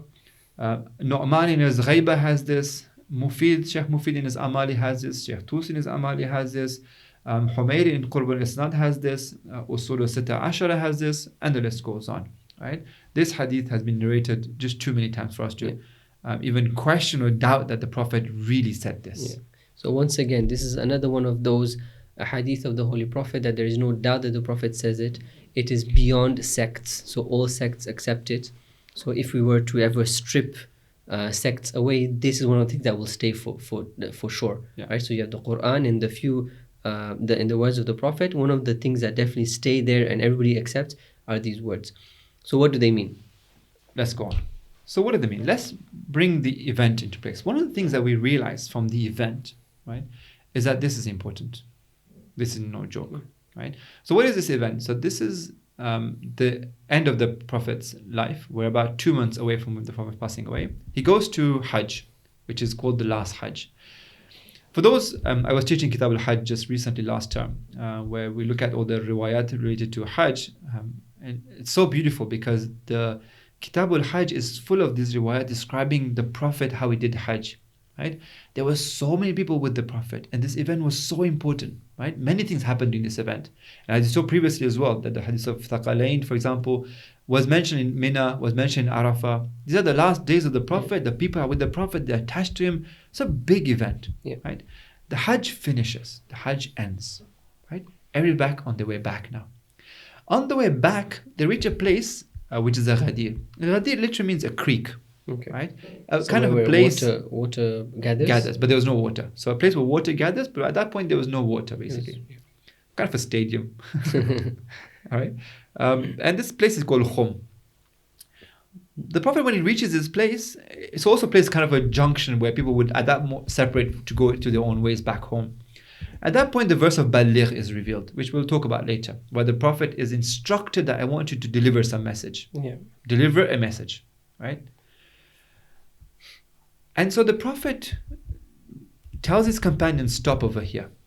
The narration said that it's hot, right? They've just gone to Hajj. For those who've been to Hajj, you know how Hajj is difficult. Yeah, I mean, in today's world, it's difficult. Hot, yeah. Despite the air condition and everything, imagine at that time how difficult Hajj is. I remember I fell ill for ages after that, right? So we're all tired. In this heat of the desert, we're in the middle of the desert, there's nothing around here. The Prophet says, stop over here. A verse has been revealed, I need to tell you something. But I'm not going to tell you right now, right? We have to wait for the guys that are still behind, let them join us. The guys who are forward, I want to send a few messages. Can you bring those guys back? Right? Bring those guys back. You guys wait to join us. Some hadith said the namaz jama'ah was led over here by the Prophet. they waited for a bit. Now, you can imagine the people, right? It's hot. We just finished Hajj. We want to go home. The Prophet had left. Something big is going to happen right now, right? And it's full of people. It's huge, right? So this context tells you that something big is going to happen. It's a very important event. The Prophet has an important message. It's an important event that happens. Yeah.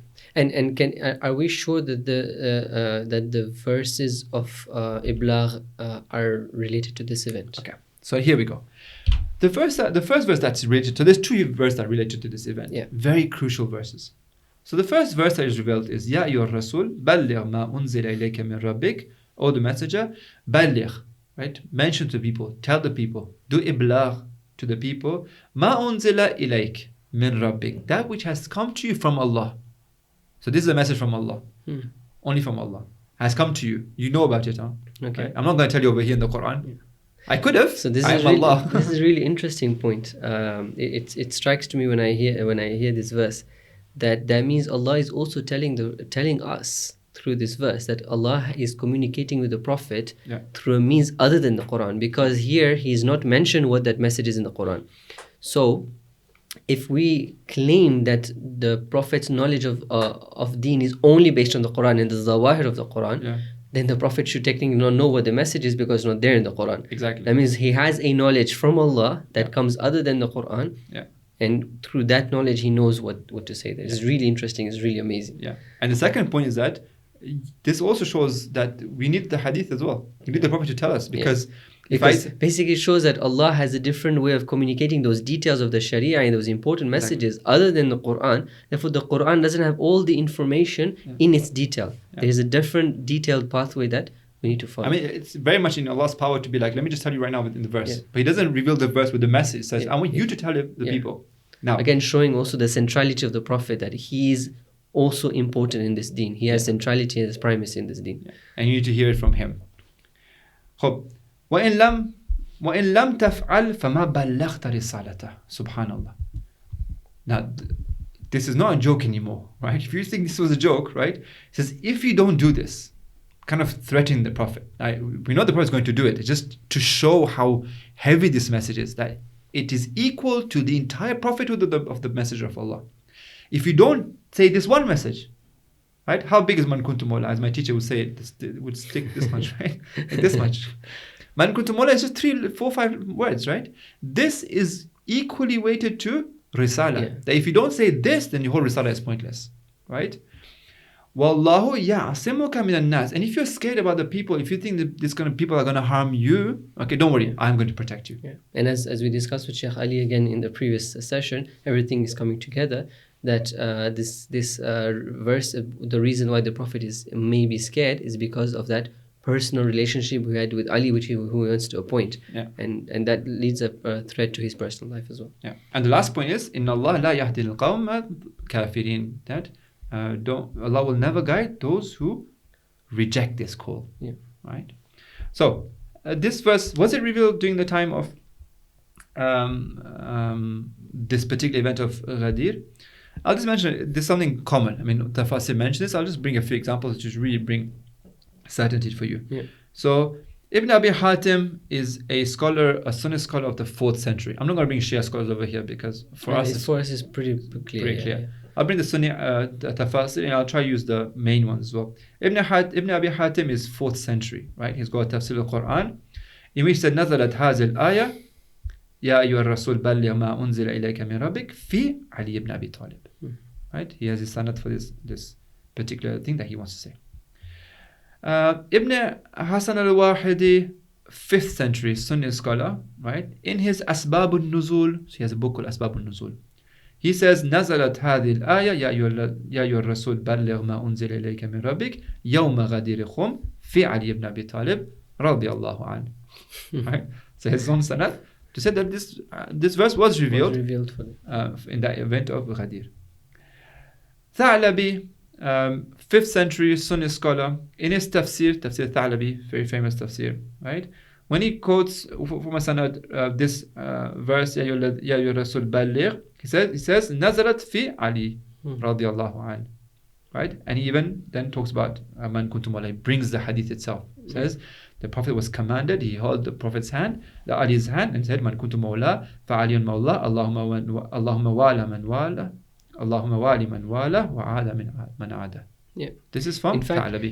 even if we didn't have these, when we just put the dots together, we know that these verses were at the end of the Prophet's Risala. And intellectually, we also established that the Prophet has to leave a successor. And we know throughout that there was no official appointment of such a successor. So if we were to put the dots together, even without this, like keep it to conjectures at least, right? We would have a strong guess that this is to do with the event of Ghadir. Yeah. So these are just putting the dots together and confirming for us what our intellect is telling us, and the dots our intellect is making. This is just confirming for us that this is actually the case. Yeah.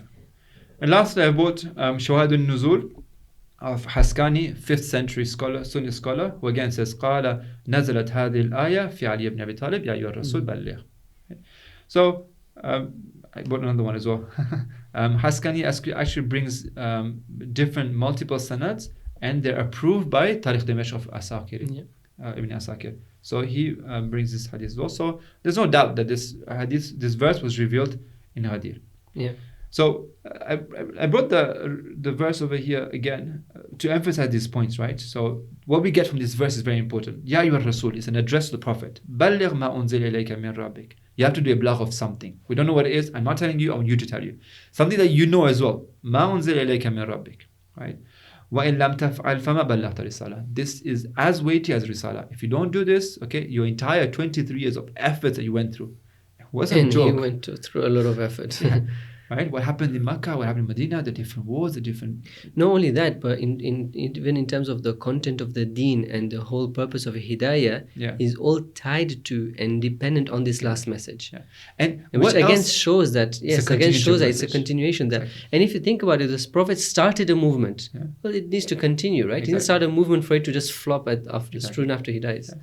The second verse that is very important is the verse of Al-Yawm يَئِسَ الَّذِينَ كَفَرُوا مِن دِينِكُمْ فَلَا تَخْشَوْهُمْ وَاخْشَوْنِي الْيَوْمَ أَكْمَلْتُ لَكُمْ دِينَكُمْ. Right? So let me just translate this verse.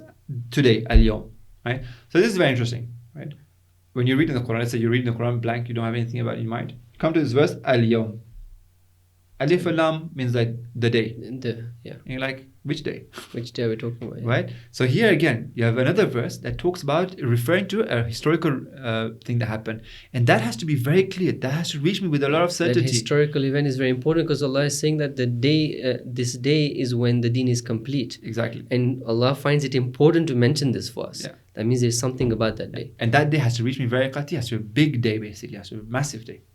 It's repeated twice. Al-Yawm ya'isa alladhi al-Yawm akmaltu. Right? So al-Yawm ya'isa alladhina kafaru. The kuffar, those who are against Islam, they now despair.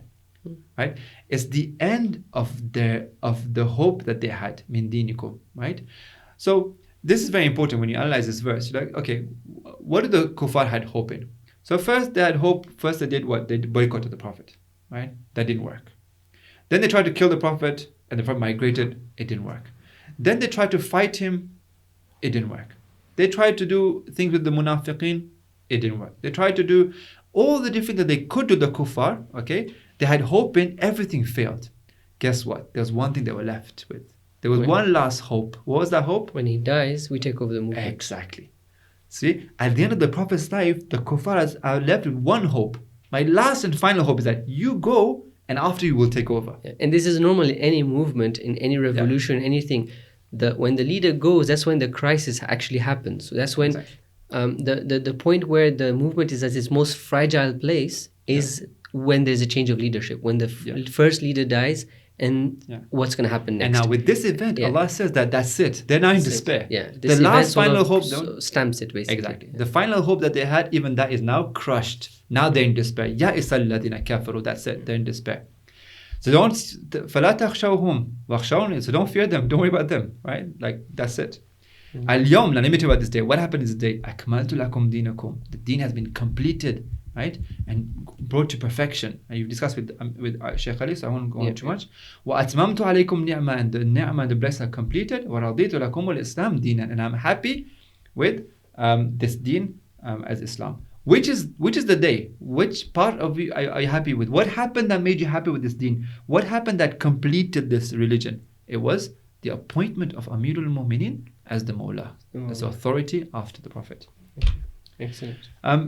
I want to, because I think time is running, so I'm just going we're actually gone a little bit over. So I'm going to go quickly. Yeah. So Dur al-Manthur, Tarikh al-Damashqi, Manaqib Ali ibn Abi Talib, Shawahid al-Tanzil, everybody agrees basically. This verse was revealed at that point. Okay.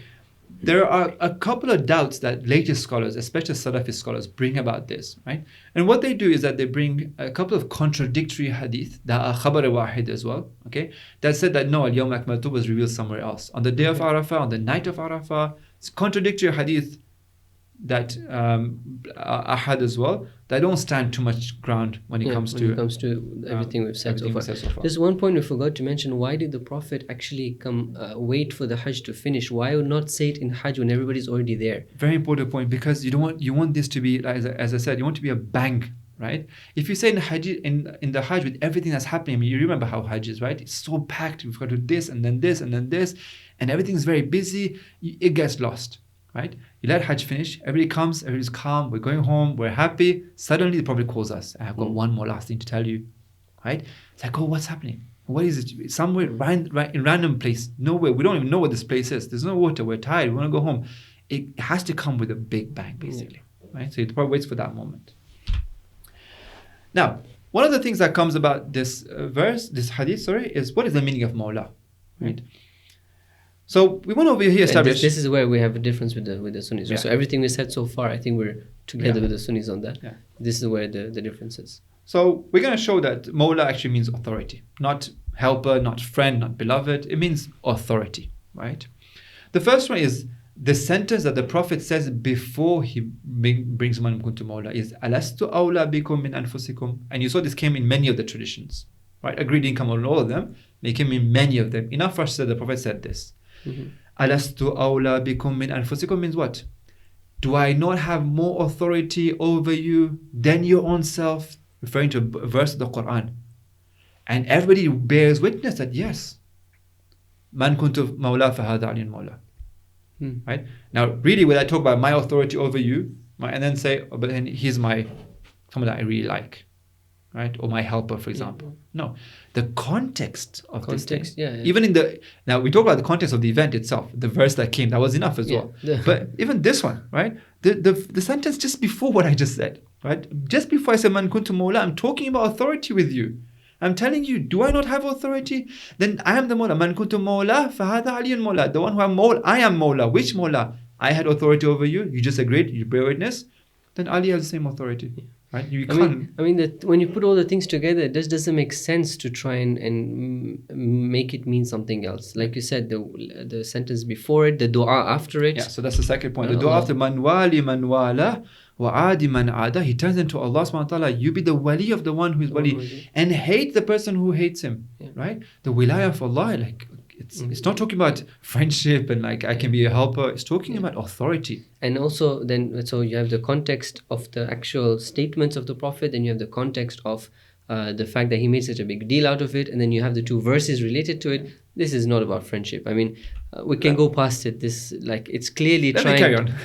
It's clearly trying to make excuses for it. Like, it's pretty clear. One of the ways we can understand is to say, how did the people over there understood from it? That's a very important question, right? Definitely. Like, there were people out there who heard this. How did you understand it? And the way we find this is through the poems that they had.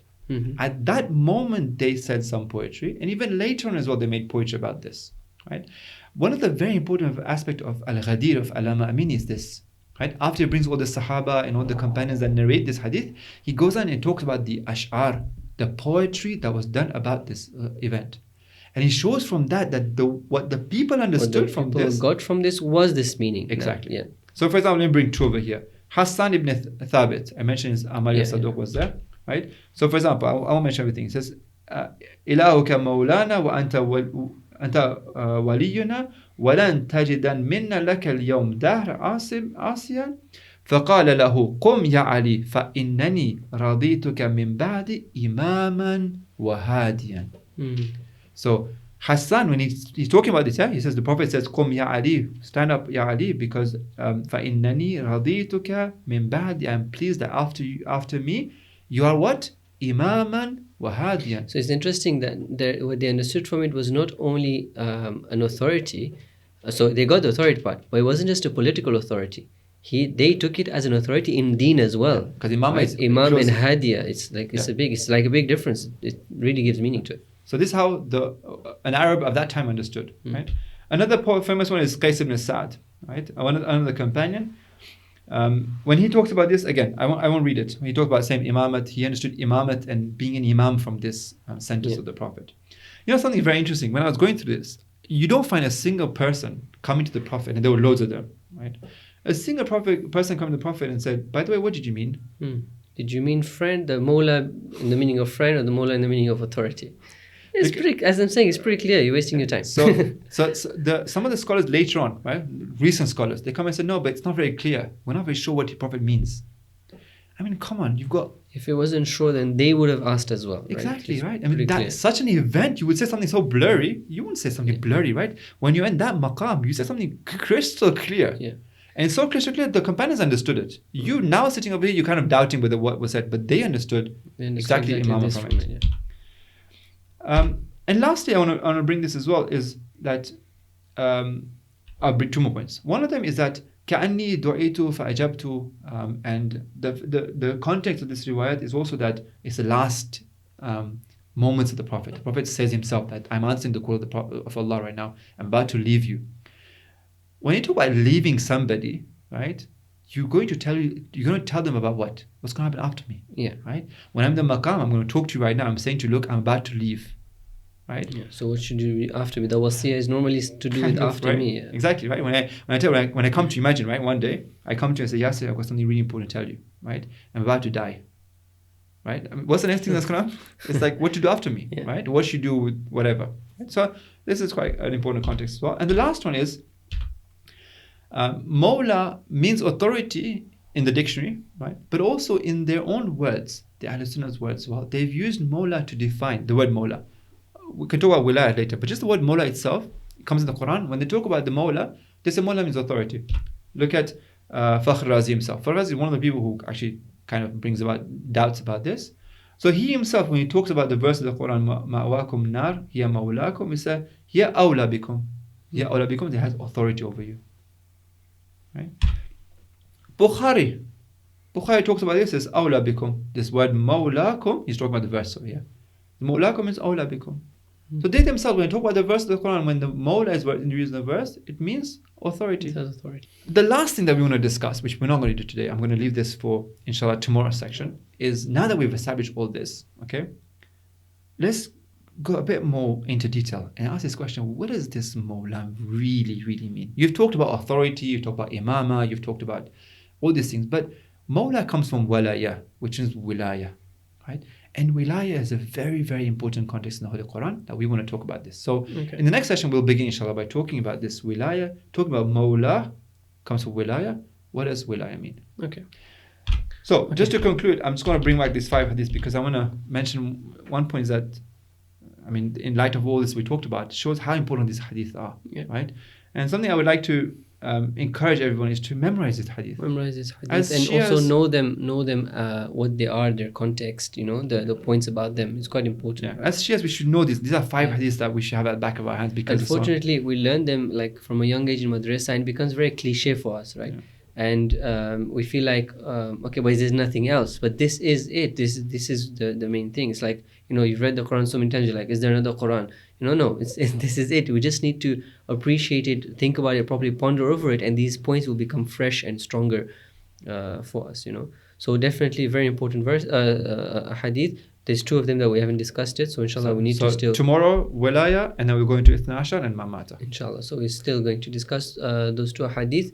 Thank you very much, Shaykh Miqdad, for the very interesting discussion. Brothers and sisters, it went a bit longer than expected, but I hope it was a very fruitful discussion, something very important, and inshallah a lot to learn from. So until the next session, Assalamu alaikum wa rahmatullahi wa barakatuh.